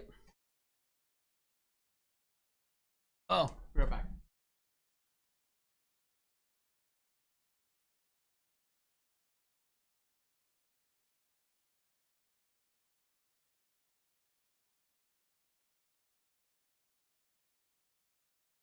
Trying to get some stuff here done just to show you something. Like, for example, I have this. Maybe you can see it. That is the one. I just got it recently. I reviewed it in the channel. I made the review, but I haven't uploaded the video. So it will be soon. I'll be uploading the video. I'm definitely getting into the Hot Toy stuff. For some reason, I'm just into the action figure right now. I'm loving a lot of this stuff. And of course, come with that. This actually was a gift from my wife because she loves that I love this. And I haven't really collected Hot Toys in probably a good amount of years. Last time I got Hot Toys, I just sold them because I just didn't feel the need of them. I was getting heavier onto the statues at some point.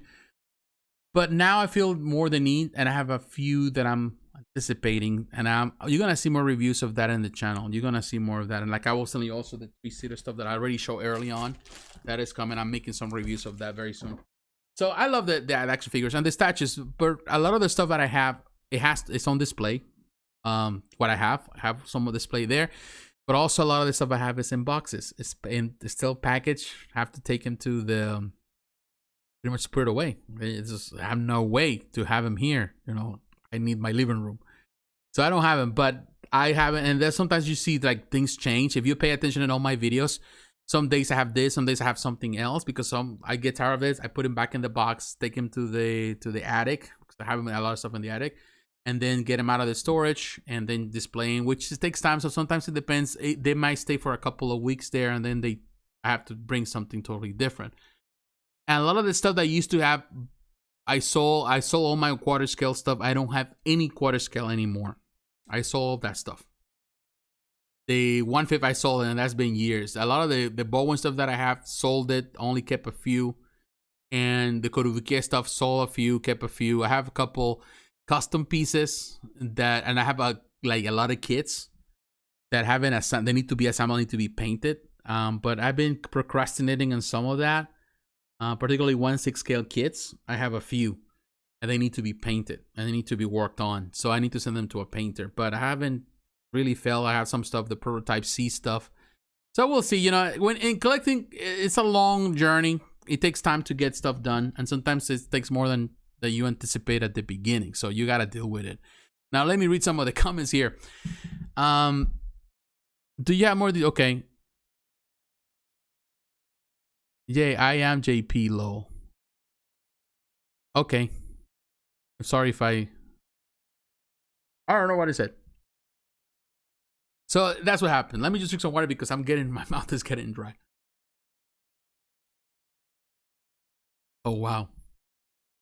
All right, let's move on into something else. You know, we're talking about XM Studios, which to me, I'm glad that they're doing that. We talk about Iron Studios. I want to move to Sideshow Collectibles. I really do, because I think Sideshow, and I want to talk about the newest things here. And I want to say to all of you, thank you very much for supporting the channel. Thank you for watching. If you're just staying here to watch the video, we're going to try to do this video every Friday from now on, so I can cover more. Right now, I have a lot to cover because I haven't talked about a lot of things over pretty much in a month. So, you know, bear with me on this. It's not like I'm trying to make this prolonged. Maybe we can make the time not as long on these videos. We'll see. It all depends on how things go. Oh, another thing that I didn't get the chance to talk about on this, and we're gonna cover here, and I wanna cover here because I didn't get the chance. So let me come here. I wanna look at this Moon Knight. Of course, Moon Knight is coming. I didn't get the chance, but this also was showcased today at the inside. Beautiful piece, $170. I think it's fair. It looks really good. I will tell you, the last Moon Knight, I had that piece from Bowen and I got rid of it. I wasn't a fan of it. I like the Moon Knight. I bought it because it was complementing the collection that I have then. But I've never been such a oh my god, I'm blown away by Moon Knight. Is my favorite character. It is not. So that piece, the Bowen, was too skinny in my opinion. It was beautifully painted. It was done well because it was Bowen. But I wasn't crazy about it. Like, there was something missing about it. I feel that this one captures, of course, this is based on the show. So they're using it. And I think the show is doing really fantastic. At least what we have seen in the trailer. Bringing this character in a way that looks really cool. So we'll see. I'm still, crossing my fingers for the show to be good. Because I want it to be good. It needs to be good. So this is really a nice concept. And it's really cool the way they did it. But when I'm looking at it, it's the same concept that they did for the Bowen designs. The same tall base. He's on top of a ledge. And the same way that the cape is flowing is the same as the Bowen. Even the post, the way he's holding, is the same as the Bowen. So they copy the Bowen to create this concept, which I don't blame them. I think the musculature, the body looks better here than ever did in the Bowen because the Bowen looks so skinny. Felt skinny. but it was a beautiful painted piece. But I think the sculptor took some initiative, took some inspiration to create this piece based on that statue, which it is sometimes the way they do certain things. So what can I say? You know, companies sometimes do whatever they feel is necessary for them to do it. So let's move here, because I want to come to this from Sideshow. Of course, I already talked about, we talk about Harley Quinn. Amazing. We know in this case, watch the video. Look at my channel, watch the video. I talk about what I think about the Joker. I think it's going to be massive as a quarter scale. When it goes as a quarter scale, it's going to be big. It's already big as a 1/6 scale. So that's one thing that we got to keep in mind. But I want to talk about Rey and Kylo Ren. $620. I think it's a fair price. Now with Kylo Ren, I wouldn't say that I wasn't crazy about the character in this trilogy. I know a lot of people don't even want to think about this trilogy. To me, it doesn't bother me at all. I enjoy this trilogy, you know, and I'm a fan of the original trilogy because I was a kid when that happened. Of course, you know, I was born in 1978, the same year that the first one came out. It was the same year, or the first movie came out in 1977, and 1978 came out the year I was born. The thing is this, I don't remember none of the first one, but I do remember The Empire Strikes Back, you know, and then of course the rest. So to me, The Empire Strikes Back. And to me, it's always been Star Wars, just, you know, like very important part of my life. You know, even though I wasn't crazy about the prequels, I learned to accept it and I learned to love it because of the comics as well. So to me, I can understand what they did here. And it's kind of nice. Now, with the likeness with the actor, I would say it's almost there. It's not bad. It was a little bit weird. You know, I wasn't impressed with it when they showcased this at the previous Sideshow Con. The prototype, I do like the pose, and I think it's not bad. Ultimately, I know it's Sideshow quality. It's going to be good, and you know, at least middle of the road. Now you have also, this is going to display right there with Rey, and they look good. I think they're the great companions, and they're meant to be together, and that's the reason they are done together. I don't see nothing wrong with this piece. Of course, some people are going to complain about the cape. You know, there's always going to be someone that doesn't like certain things. It's just the way it is. It says, all right, late to the party, how do you feel about Iron Studios TMT reveals today? I talked about it earlier, but yeah, I will tell you, I like them. Although I think that they're miniature versions of the Sideshow stuff, but I like them. Price wise, it could be cheaper, but I can understand the price. They're great, and I'm okay with that. I think they're good. I definitely love Skeletor as well, you know, for the Masters of the Universe. So I'm good with that. Not a fan of that Harley. I think there are better pieces of her. I think so too. I do like the Harley because he has the concept, what it is. I think as a 1/6 is fine. As a 1/4 is going to be too big. But to be honest with you, I still think that the first Sideshow Harley with the classic outfit is still the one to beat. I think it's still a much better representation of Harley. Also, new Harley's coming out every year. Yeah, Harley is like, people saying like they need to jump on it because feeling that it's the ultimate thing. To be honest with you, that's not the smart thing to do, because Harley, you know, ultimately with Harley, it's like, you know, she's such a popular character that every year you're going to see a new version of Harley. That's just the bottom line. Yeah, Mike Gate in the Moon Knight. I'm thinking about the Matt Reeves Batman, but not a fan of his jaw. Yeah, I didn't talk about it in the video here, but yeah, I will tell you one thing. At that Matt Reeves, and maybe I can go back to look at this because I know some of you don't care much about Kylo Ren. Look at that. You know, it looks fine to me. I like the fact that it has a switch out portrait. Now, this portrait is not my favorite. I think the other one will be the one that most people are going. This one is the one that people are going to use to display. The water effect looks fine. You know, it's not like great, but it's not bad. I think it's good. You know, it could be better, but I think it's good for what it is. I love it with the mask, in this case, of course, with the helmet. I think is the best choice right there. But let me go back now that you mention it, and I think there's a lot of back and forth here, but hey, you know, it is what it is. You know, like we didn't get a chance to speak about it before, and thank you for reminding me because I was like, you know, like it's so much stuff that I haven't really talked. And here, of course, the Joker. Let me go to the Joker first. We're gonna use Sideshow as reference here because we are already here. But look at the Joker. I think as a 28.6 inches tall, that's going to be a tall quarter scale. because of that chair, because of that tall base. That is going to be tall. But if they manage to have the same level of quality for the quarter scale as they do with the 1/6 on this is going to be a piece that can become a grail at some point, at least in the demand. And it depends how many they produce. I think it's a really terrific concept. How the Batman is going to be, I don't know. This is one thing that I've been anticipating because, you know, I have a few Batmans at 1/6. So definitely don't need another Batman. But we'll see. We'll see. Because I've been even thinking about getting the one from XM Studios, which is the Dark Knight from the XM Studios with the rifle that the Gargoyles. So they've also the photos at the XM store looks fantastic. But we'll see. You know, that just time will tell. But, you know, that Joker, amazing. You know, it looks amazing here. And we're going back and you can see all the stuff. Of course, you have Kratos and Atreus that we talked about it before from Prime1 Studio, now hitting the store here at Sideshow. There's a lot of things here. Now this, we're going to come back to Infinity Studio and look at some of the stuff that they're producing there because I think Infinity Studio is killing it. But Ahsoka, talk about Ahsoka early. I love this Ahsoka. I think it's perfect as it is. Beautiful. Watch the video. I think it's a beautiful base, beautiful concept. And now they're selling also these figures, which I'm always been a Gundam fan, so that's kind of cool. They got all the Scooby-Doo stuff. I love this new Daffy Duck and Bugs Bunny. That's really cool. That's something nice. Man, there's so much stuff. I'm telling you, it's like trying to keep up with all these companies. It's hard. Also, Barnaby Brooks and Wild Tigers. I love that. I love that anime. Man, where is that? Right here. We finally made it. Of course, you have the Superman black suit at $1,025. Let's start with that one before we get into the other one. I think we're going to have to just start jumping from one thing to the other here.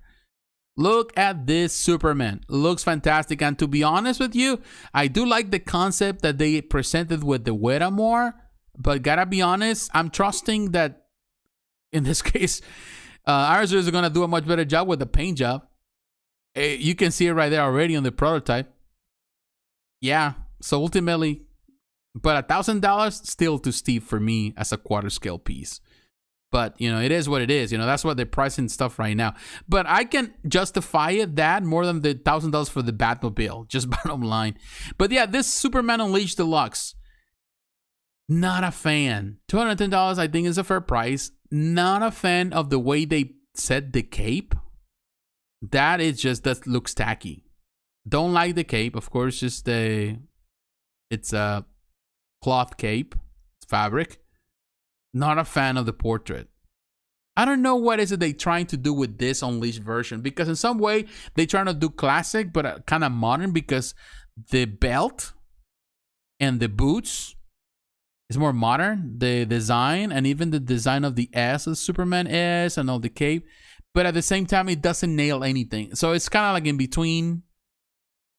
And it's nothing at all. It's just, to me, this is not. I think the best Superman so far they have done is the one they did, of course, with his, I forgot the name, where he's opening his shirt, of course, coming out the classic Superman with the doves and the American flag. I think that's a really nice Superman as a 110. That is a Superman from Iron Studios as a 110. This one, it's a pass. I don't like it. I just don't like it. I just don't think that it's worth that. Even though the price is not bad, I don't see, it's not inspiring to me. It's not a piece that I would care much about. So that is just my opinion right there. Now, hey, Amilcar, how you doing? Thank you for tuning in. Thank you very much for the support. One of my favorite artists in this industry, Amilcar Fong. Thank you very much, sir. I appreciate that you're following me. Sorry to be late. I always appreciate your reviews. One of the best at this for sure. Thank you. Thank you very much. You're one of the best sculptors as well. And we love your work for sure. I think you're amazing. And hopefully, you know, companies give you more work. You know, they keep you busy because I love what you do. Our studios are going to deliver on that Superman. You think? Well, you know, this is the thing. As long as you are hopeful and as long as you want, you know, I'm glad for you. But to me, I don't like it. That doesn't mean, and I gotta be honest with you, that doesn't mean that ultimately anything can be bad, because I've seen that even here in the channel. I have a review many times or have talked about many pieces that I didn't like the prototype, and I said it, I don't like it, but ultimately the final product was a lot better and it looks better and more surprising. And sometimes it has to do with the pictures that they take. So in one way, I also like the fact that they're doing the inside presentation every once a month, because now you can get to see in live video the image. And I don't know, there's something about seeing it in live video with the lighting. It looks better than these pictures that they take. I think Iron Studios need to improve also. It's another company that needs to improve. The companies that need to improve with their pictures right now is XM Studios. Iron Studios also need to do a better job with the pictures that they take. And Sideshow was always good with pictures, but ultimately they're not as good. So it's like they're middle of the road in some way. I think at this point, the one top of the line on the pictures, of course, is Prime1 Studio. They're the ones that they know how to sell something, for sure. And even J&D. J&D is very good too now. Let's see what else we got here that we can jump on before. And I think where's that? Oh, yeah. We talk about the Sideshow. We talk about Ray. Let's go back to Ray. And I know some people don't want to talk about Ray, but you know we're already here, so might as well talk about Ray. I think I'm gonna have to use Sideshow's reference because it's the only place where you have almost everything now. There you go with Ray. And I know some people are not hating on this already. I think it's a beautiful depiction of the character. I think it is really good. You know, it's a strong depiction. Of course, she's in battle, but I think the sculptors here, and who are the sculptors? Let me read this. The sculptors is Will Harbottle, the phenomenal Will Harbottle, and Matt Black, the designer, Chizuma, the painter.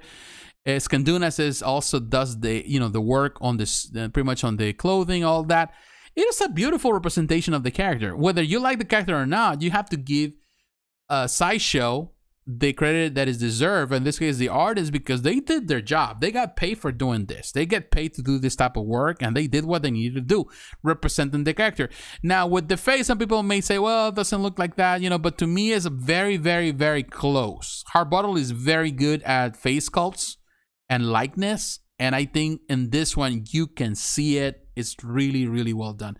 It's a nice piece, and I know it's going to sell because whether there are fans out there, of course, old classic fans are not going to love it, but there's a big army of people that love this new trilogy, a big army of people, and they're going to buy it, whether, and it's going to sell. So that's the reason it took a little while for them to release it because it was showcased last year, and it took forever for them. They released a lot of other stuff.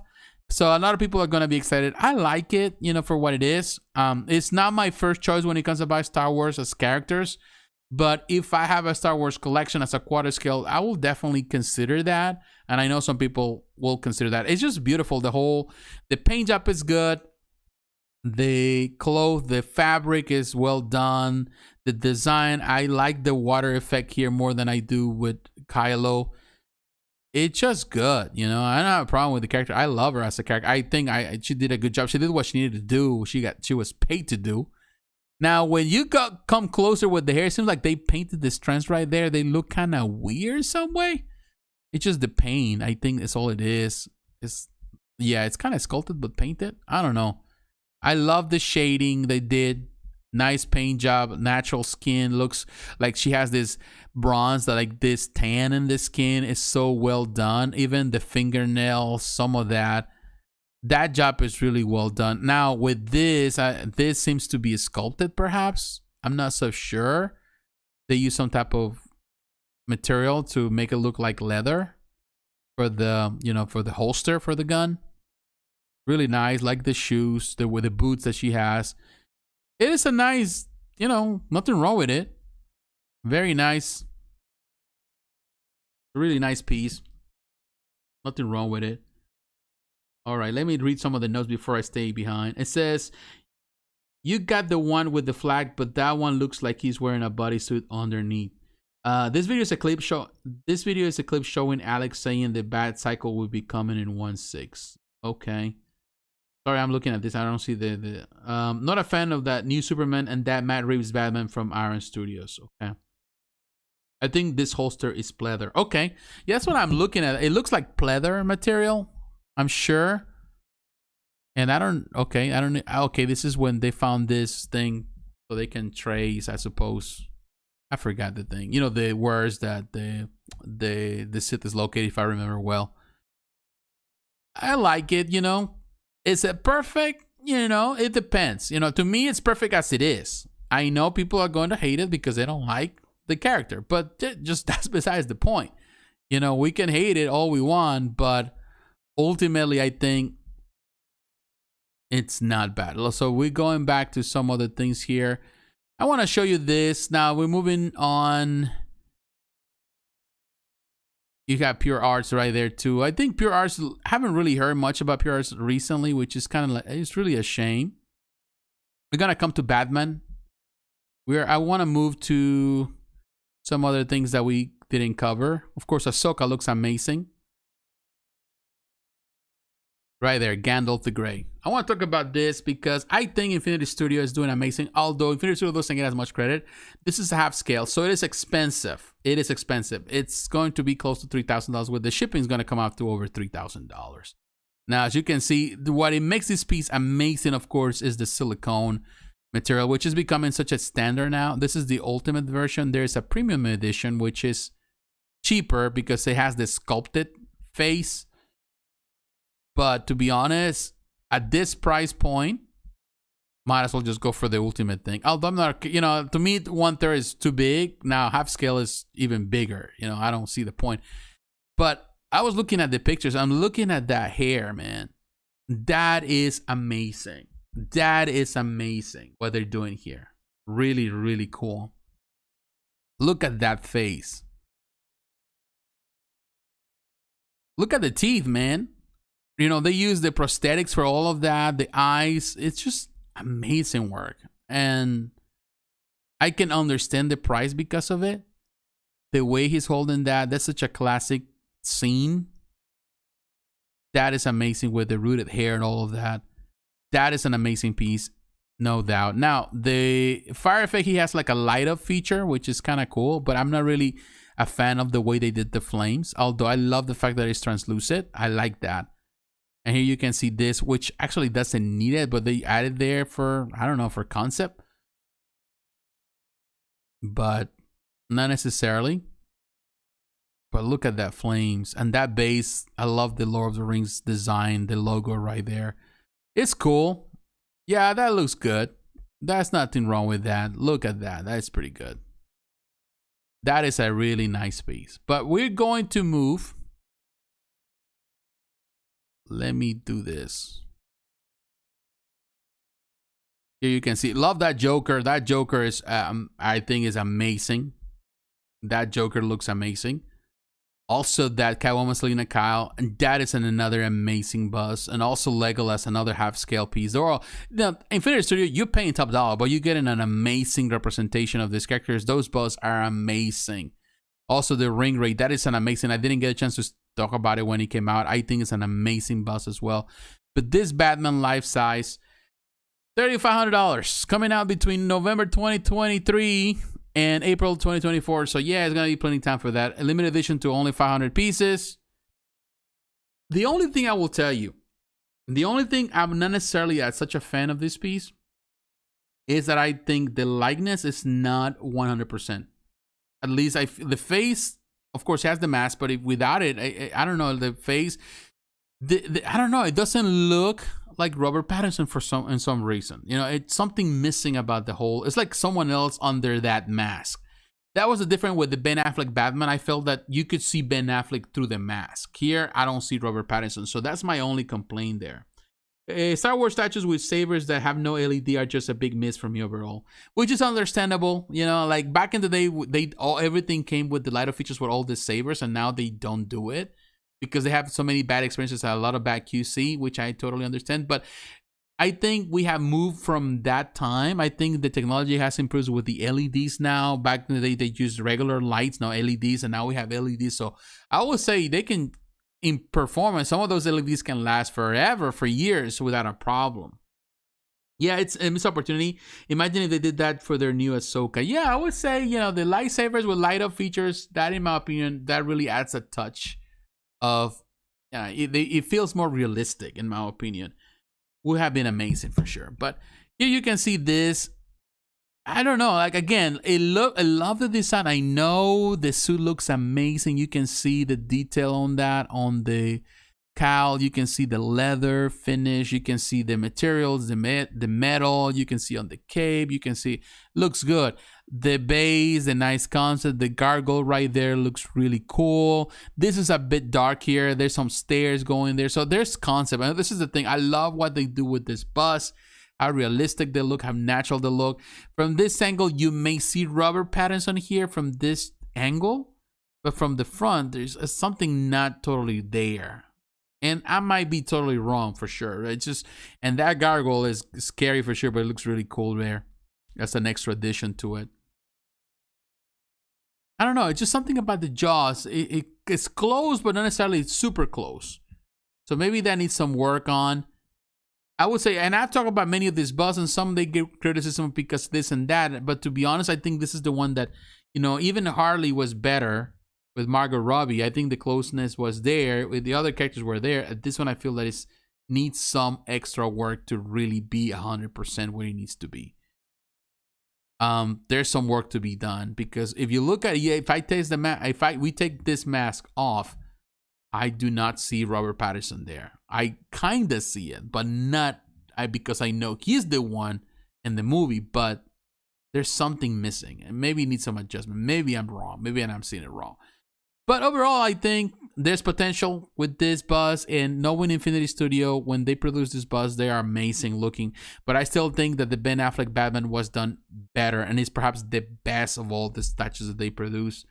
And definitely Mara is good too, and Harley Quinn is good, and Superman. That Superman was. I think all the pieces they have done so far have been very, very impressive. So I know they can get it done here as well. So this is something that we can look. So, all right, guys. Now, what we're going to do, and I say here,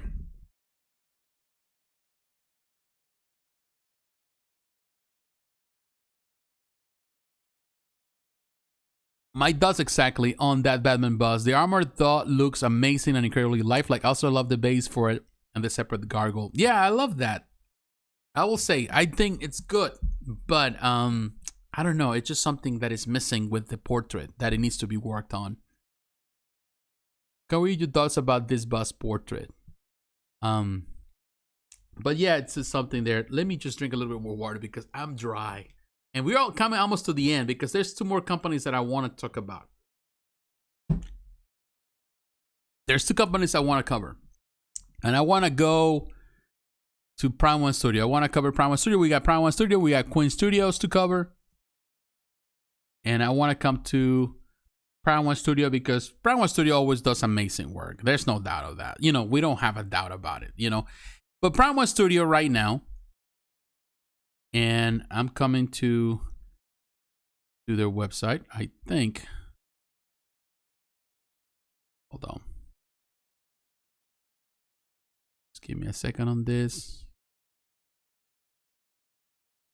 All right, that's what it was. It was out. All right, Prime1 Studio, it's celebrating their 10th anniversary, which is amazing. I'm looking at this. We're going to look at this first. 10 years of Prime1 Studio, which is amazing. I remember when Prime1 Studio came out. I was back then involved with Statue Forum. I was the lead reviewer. I was the lead reviewer of, you know, the whole team. I was managing the international team that we had for reviews. And it was an amazing experience for us. But they started in 2012. I remember when in 2013, they showcased that Megatron.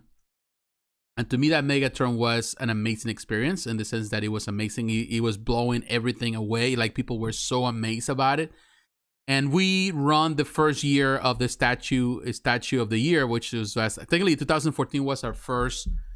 We created the awards. In 2013, we decided with some group and Chris Bales, those who know Chris Bales, B. Muda, and other people, B. Muda came and approached us and says, let's do a statue. And something that I wanted to do the year before, before B. Muda was part of the team, because B. Muda came afterwards. But I didn't get a chance to get it done. But B. Muda was the one that took control. And I'm always going to say good things about B. Muda because the work we did together. And he's such an amazing guy. And he worked so hard. He is the one that lead the way. We help him out, but we develop. And I was the one helping him. We help him. We work together on a lot of things to make it work. And I will tell you, Bimuda was so good that he's the one that actually paid out of pocket for these trophies. He's the one, they did it. And I think he got reimbursed maybe by the owner of the website, the Sideshow Forum. Things didn't work out so well. But the thing, and I'm going to keep those things to myself, some things there. But he is the one that came with the concept. He came to the design. We did everything. But I remember, to me, I had great memories of working with the guys there. Before, definitely, I left Sideshow Forum. Things didn't work out then, and I moved on with my life. And I think everybody else did at the same time, because the Statue Awards are no longer there. Bimuda took the Statue Awards with him, tried to do it, and he's doing it, but I think because COVID, he couldn't. I don't know if last year there was so much stuff going on with that, but in any case, 2014 was the first year, and they won the Statue of the Year with Megatron, and it was amazing. Statue of the Year, Magneto was also there, the competition exam, but to me, the history, the history that follow what they did as a company, and been following close, all these years, and they are fantastic people. They created their first store, the Shinjuku Gallery Shop, all that. In 2019, they are the first one to do it. The presentation in San Diego Comic-Con and the International and the Japan Expo Convention, they all have done that. They have done amazing work until now. 10 years, to me, the time have fly, with them. As an amazing company, it's amazing to see that. And here you can say, Rob Robinson has a very unique face. Lean, mean, not many wrinkles. It's hard to make Goose portraits. In art, we say that if it is close to the character, then it is okay. But they only have a mouth and a chin to achieve it. With only a mouth and a chin to get right, you think they would be able to do a close representation of the character? Well, Milcar is let me go back to, so we can see that for those who are not looking at this, so you can see it. Amilcar, Robert Patterson has a very unique, thank you, Amilcar, for participating in the chat, which is totally true. And that I'm not an expert, and definitely Amilcar, he knows, he's an expert. He's a sculptor. He knows better than anybody else. But yeah, he's right. I didn't think about it that way, but even though I see that something's missing, at the same time, there's so much they have to work on, because they don't have a full face. So all they have is just a small part of the character, which is the eyes and the mouth, the chin. That's all they have to work on. So that makes total sense. That makes total sense, we have an expert right there. It's a good portrait. Yeah, I think it's a good portrait. I would say, for me, it's not 100%, but it's not a bad portrait. I just wish it was a bit closer to the character, but that's just my opinion. And my opinion is just my opinion, and I'm not an expert. Amilcar is the sculptor here, so he knows more than I do, 100% more. So we gotta. I give the. He's right. I'm wrong. He's right. So let's get back to what we were looking at, just for reference here. Let me go back to the 10-year celebration thing. We're going to move on from that. Just bring good memories about Prime1 Studio, and also the work we did at Statue Forum. And definitely help some of these companies also to become, get out on the spotlight in the beginning when they were just not well known. But I will tell you, and this is the thing, we're going to talk about the bad one because this is the one I want to get here. But they just released this week the Test Type Evangelion, the concept by Judge Nisi, the Night Battle version. $1,500 for this piece. Amazing. If you're a fan of Evangelion, then definitely you're going to love this one. This is another one in the collection that he's doing. I love this one. The dimensions are really big. And this one has fluorescent green paint. So it's going to light up in the dark. Really nice concept. Love the different portraits. They light up also in the eyes. This is an amazing looking piece. Not for everyone. You have to be a fan of Evangelion. But it looks really, really good. I love this. It's a nice concept. And it's super, super cool, as you can see. And they go back to the original concepts and all that. Love the detail on this. Prime1 Studios is unbeatable on the quality of these pieces. Amazing looking. Also, they got this Jin Sakai for the Ghost Sakai, and this is another one. Beautiful Ghost of Tsushima. Oh, Tsushima. Ghost of Tsushima. 1349, and I gotta be honest with you, it's not my favorite. I think the first one that they went on pre-order, I like it more. Now this thing, this symbol is the same thing. If I'm not mistaken, this bonus part is the same emblem that they give you for the first one, so it's like you're not getting nothing different. It's kind of cool. The portrait is really nice, but I still think the first one is a much better piece. At least the armor that he had, the concept that they did with the base. It looks good, but I think this is for the fans of Ghost of Tsushima. If you're a fan of the video game, then definitely you're going to. I haven't even started the video game. I need to start it. I haven't even started. Like many other games I haven't started. I like some of the concept on the base. Definitely, I love the leaves, the maple leaves, and all of that. That is super cool. I think those are maple leaves or something else. But dimension-wise is good. It's a museum pose. Feels a bit boring. But I know some people are going to love it. But this is where I'm coming. This piece. And we're looking at the Batman bonus version 1/3 scale statue. And I gotta be honest with you. This, to me, it's amazing. It is an amazing looking piece.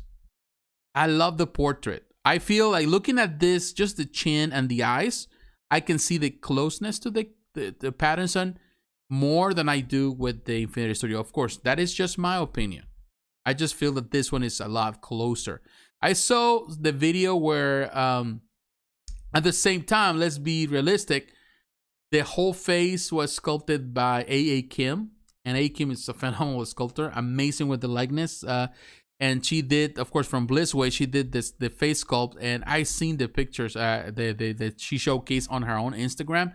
Amazing looking. Amazing looking. I might just go there just to so we can see it. I love the detail. This is a very premium piece, of course. However, there's one thing that I'm not necessarily a big fan. I'm not really a big fan of the pose, although the pose is very similar. Of course, it's more closer to the film, because this is the thing. When you watch the Batman film, if you haven't watched it, I'm sorry if I'm going to spoil with you, but even on the trailer, you see it. The Batman was coming out. He's coming like this. He's the emo Batman, so it's like he's carrying the weight of the world on his shoulder. You can see it even in his walk, and the way he's moving is something, I don't know, he's brooding. So you can see it translated into the statue. So yeah, it looks natural, although I'm not necessarily such a fan of it. Love the way they did it. Not necessarily a big fan of this. It seems a bit simple. They could have done something better with this pose. But make no mistake, the portraits are really well done. And I will tell you, even the likeness is not 100%. It's not a 100%. We know, of course, Pattinson have to color his hair in a darker because he's blonde, so he had to color it darker. It's a like a black or a brown. So it changes some of his look. But I feel that this face is too square. Although he has a square jaw, I feel it too square. I feel like there's a difference for some reason. Kind of looks like him, not 100%. I would say the mask one looks better than the one that is on mask. The unmasked portrait is good, though. It's good. It is all sculpted. All sculpted. Even the hair is sculpted. But I think this is more iconic. Even on the trailer, this image where he's ready to battle with those thugs on the train station. It looks like that. It looks like that. He's ready to pound them. And that's a fantastic scene for sure in the film. And you see it on the trailer as well. But I like the light up that they did. I think this is a much better option. And it comes with so many different extras. You can even remove the plate here with the Batman symbol, the Bat logo. But I like it. I think it's a fantastic job. Although I'm not necessarily a big fan of the pose. Look at the dimension, 79 centimeters tall. Like 21 centimeters, you get a meter. So it's really tall. It's a 1/3 scale. So it looks good, from a lot of angles. Here you can see the die-cast. It's a die-cast Batarang. The poster or representation of how he was in the film, I think is perfect. Yeah, I think so. I think I'm not necessarily I'm a fan of that pose, but at the same time, it is in the film. So that makes it more iconic. I think that makes it more accurate. That's a more accurate pose. Prime1 does best face for Robert. In my opinion, likeness is there, maybe 90%. Yes, that's what I'm saying. It's not 100%. It is close. And I tell you, it feels closer than the life-size Buzz from Infinity Studio. That's just the way I see it. But look at the detail on the things that he has. It has the adrenaline shot right there. Look at this. It looks like pleather. You know, it looks like all the pouches are real. It look like I'm looking at all the little things here and there, and it just looks so good. Like everything, every little detail. It's like they went around, and I was impressed with the Infinity Studio, but I'm even more impressed with the one there because even it's smaller, as a smaller scale, it looks as good as the Infinity Studio, which is life size. And that portrait looks really good with the eyes, all of that. Looks really great. Pattinson looks better like this way. I can see that. I think it's more softened, the jaw, in comparison to the Infinity Studio. I don't know. Maybe it's just me, which I know it's me, but it's just the impression that I have. I may be wrong. It looks good. It's impressive. This is an impressive piece for sure. It's really, really good. Now, I want to show you something now that we talk about it because I love this one. But that doesn't mean, and let's be honest on this one, that doesn't mean that that's the ultimate thing. So we're going to come to Spec Fiction because this is the place that I think we need to go. I want to see, and here you have all these pre-orders. Spec Fiction is amazing. For those who are action figure collectors and you have never seen Spec Fiction, I know a lot of people like right now because they're crazy about they're trying to pre-order the Joker, the 1/6 figure. They're coming to Spec Fiction to order for the first time, but because mostly they've been doing statues. But I gotta be honest with you, Spec Fiction is a fantastic company. If you have never ever done anything with Spec Fiction, it's the first time doing it, don't be afraid. Spec Fiction is a company that will take care of you. Has taken care of Sideshow Collectors for a while. I remember when originally the owner of Spec Fiction started promoting himself on Statue Forum. He was just posting on the different threads, hey, come to my shop, I'll help you. That was when he was small. And now, of course, you can see how the company has grown, and he definitely serves internationally, and he's always well known. Now, the price is around the same. You're looking at $1,500, so you're talking about the same price with the Queen Studio, 1/3 scale.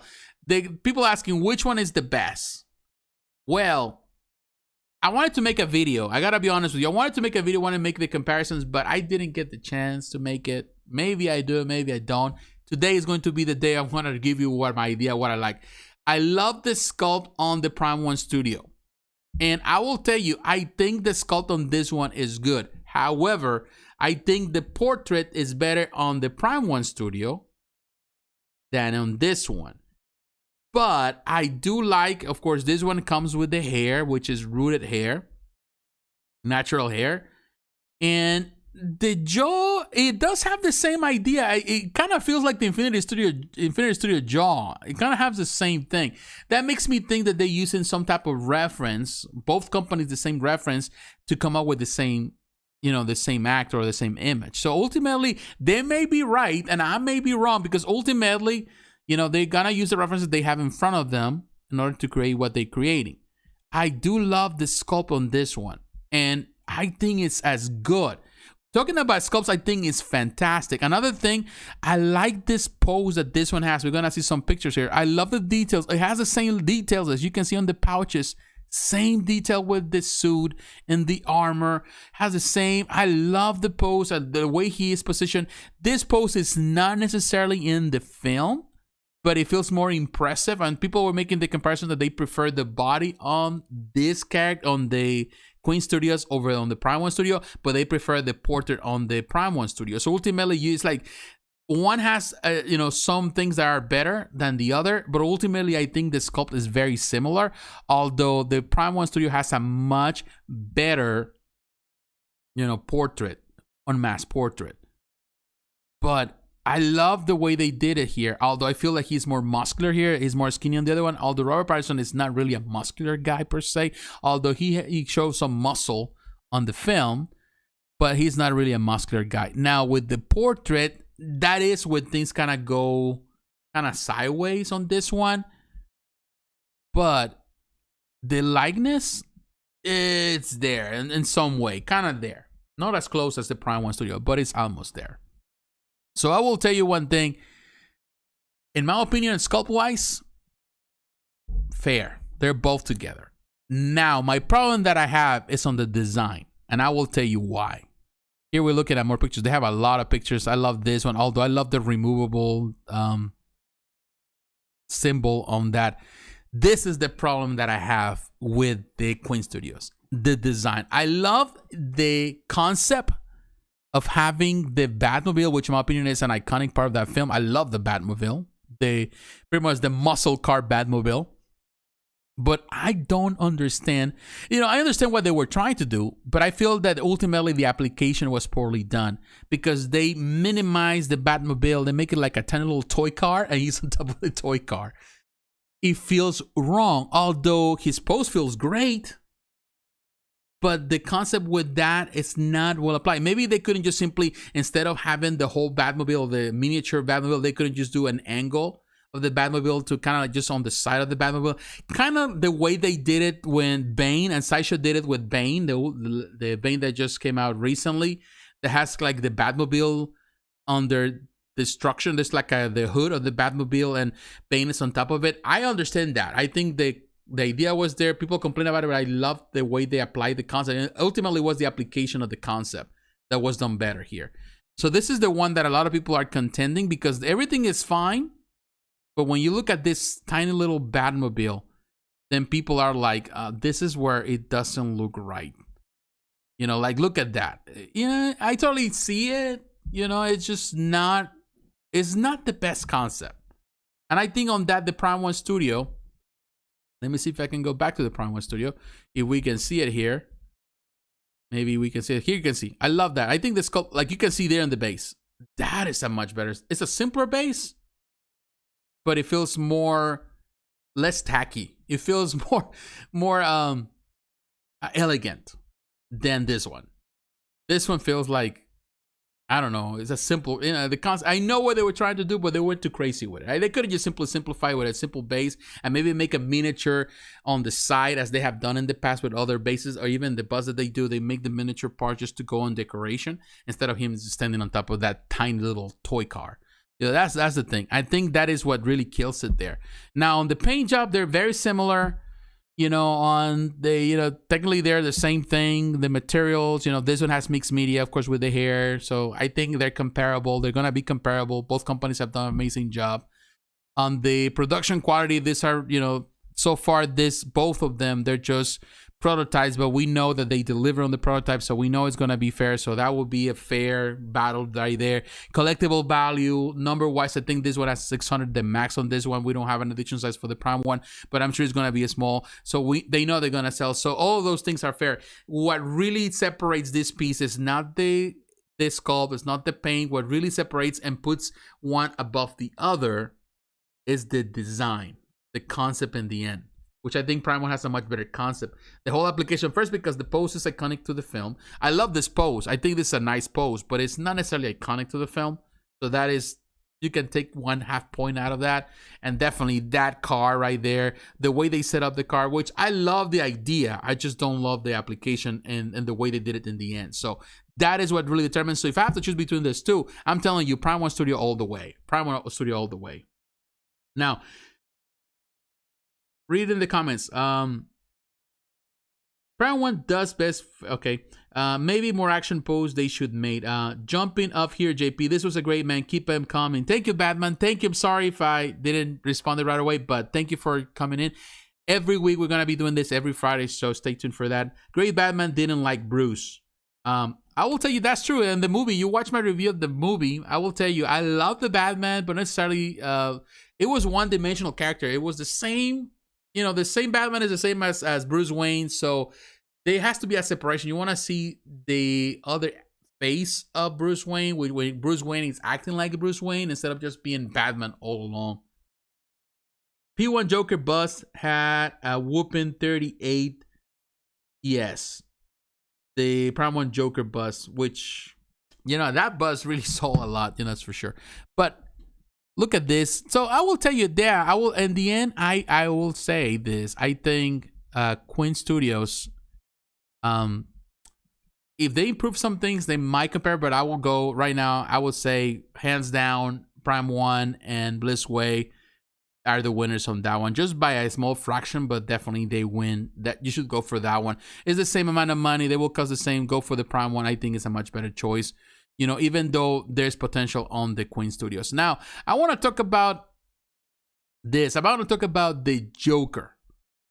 And I talk about it on a video. I talk about it, but I want to mention it here because I know some of you that are following the channel is because, you know, like, you're watching because also you're watching the action figures and totally interested. And that's the reason why I want to kind of point that out. Right now, I'm telling you, and what they have, I think they still have it. You know, they have now the standard edition for the sculpted for the Joker. I'm really impressed. And if you want to know everything I talk about it, just watch my video. I share all my thing. I'm just going to pretty much expand a little bit on the stuff that I said there. Spec Fiction is a great company to buy directly. They are good. People will say, but I prefer a company that sells action figures. I'm telling you, if they handle statues the way they have always done, believe me, action figures are nothing for them to handle because, you know, there's more things that can go wrong when you are dealing with statues because breakage, because damage, because how expensive they are, how you got to ship them. If they can handle a high-end expensive statues, believe me, action figure is not a big deal because they're really light. So definitely Spec Fiction is the best company to deal with, and they're phenomenal. The price rate is phenomenal. I like the sculpted portrait on this one more. I think too bad that the rooted hair doesn't come as a singular package, as a one. But I think it looks really, really good. In the video, I didn't say this because I didn't know they were doing the singular package. But they still on sale there. Amazing. Love the idea of having magnets on it. Love what they're trying to achieve with this. Also, J&D Studios is coming very soon into this market. So I do believe that there's so much potential to see even the improvement. And I believe me, Hot Toys is no slouch with the quality. I think some people can blame Hot Toys for doing this and that. But I think Hot Toys has improved great time. Some of the figures that they are revisioning now are coming out better. So now with competition, true competition, because Blitzway has been there, but kind of on the sidelines in some ways, and some other companies too. I do believe that there's a lot of potential, and I think these companies, the statues, they have been catering to a more premium, more niche market. They will bring some of the best things out of that market, and they're doing it already here, for example, with the magnets. They're bringing the best of the statue world, which is something that we have used for years. Magnets is something that have used forever. So to them, they're bringing the best of that, and they're adapting it into the action figures, and to me, that is the way to go. But I think this is a great piece. I think the price $250 through Spec Fiction for this, for the ultimate representation of this character with all these extras, I am all for it. And definitely, if you want to go for the two different, definitely go for the sculpted here. They still have it there, $609. I think it's a good thing. Of course, you get the two different pieces I think there's differences in the portrait, if you're not mistaken. So you can have the bold displays and, of course, the base. You get the extras. I think it's good. I think price is fair. If it's $250 for one single with this piece, now adding all of this, you know, technically it's gonna be $300 per piece, and you're getting technically this big base for free, and you get all the same parts. And I think there's some extras are coming with this one as well, with the hands and stuff like that.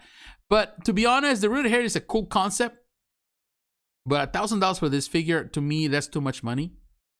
I'm not necessarily a fan of that. But I would say the face, the portrait has been done phenomenally. Viper did an amazing job of sculpting the portraits here.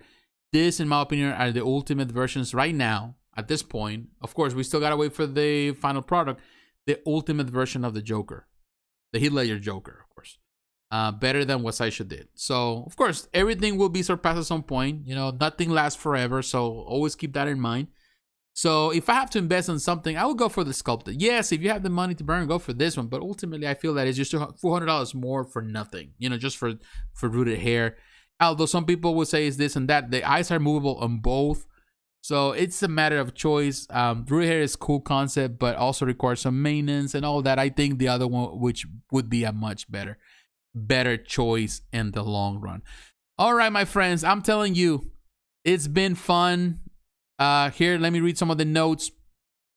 Let's see. Great Batman didn't like Bruce. Okay. P1's edition size is going to be massive for it, I think. Probably one of our largest they did for all full statue. Probably. The possibility is there. Buzz had a whooping 30, yes, for sure.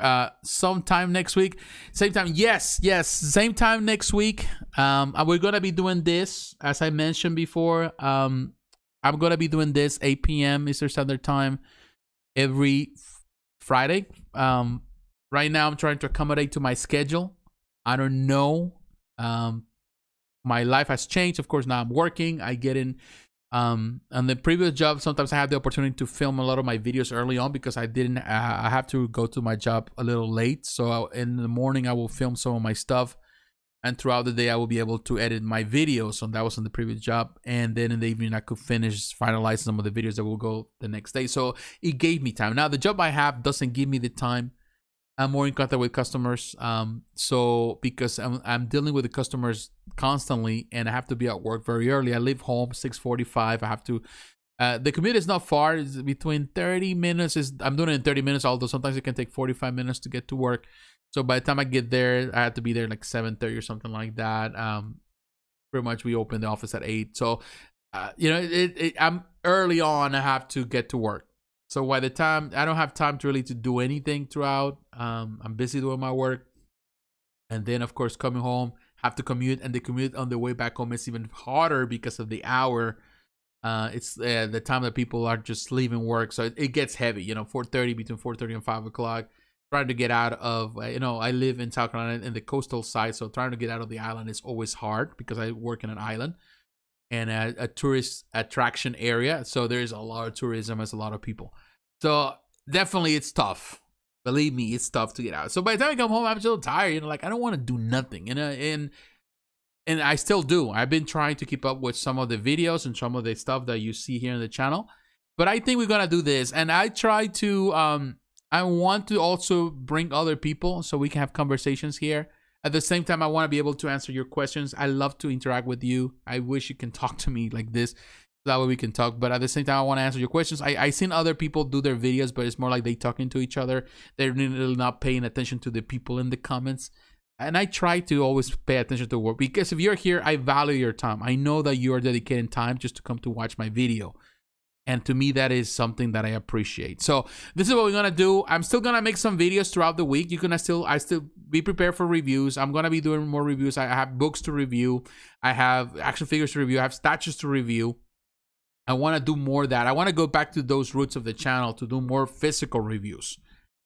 I think a lot of people love the reactions. We're gonna continue doing reactions. I'm perhaps not gonna react to everything, but you're gonna see throughout the week some reactions to some of the most anticipated stuff or the most talked about stuff, the stuff that really I get the chance. Because one thing I appreciate some companies that give you enough time to prepare for a video. Like, I don't know, I like what Sideshow does nowadays, that they just drop something and they don't tell you that they drop it. I don't like that because it doesn't give you enough time for you to prepare and to make videos. And, they don't do that anymore. Other companies like Twitterhead, they give you plenty time. XM Studios, they give you plenty time. They say this is going to go live. Even Prime1 Studio, they give you time. So then you prepare your videos ahead of time so they can be on the same date. So that's why you're going to see some of those videos. I'm putting a hold on the podcast for a little bit. I'm going to put a hold on it while I'm adapting to this it's my schedule and what I'm doing. Also a little bit with the Born Again TV. I'm not sure. I want to change that channel. I want to change things around my other channels. But right now I need to concentrate on this channel, which is always been my main channel, jpsarrireviews. And so for the time being, every Friday we'll try to keep up with this. That's what I want to do. I want to do this so that way it gives me the opportunity to talk about whatever is released. And definitely this video was long today because there was so much stuff to talk about that I haven't talked about in weeks. But if we do it on a weekly basis, then of course it's not going to be as heavy. And I'm able to talk about the stuff that I care about. There's so much stuff that we can discuss. And definitely in the collectibles market, there's always a lot to talk about. But I want to say to all of you, thank you. Thank you very much. Everyone that has watched this from beginning to end, whether you came also in the middle of it or at whatever point you came. This is going to be safe on the channel. I will have also the timestamps. So in the future, you can use that for reference and you can hear my opinion in regards to whatever your favorite piece, statue or action figure is. My friends, God bless you. Thank you. Thank you very much. Have a great night, great weekend. Enjoy the time with your family and friends. And stick around. And thank you for the support. Take care, my friends. Bye-bye.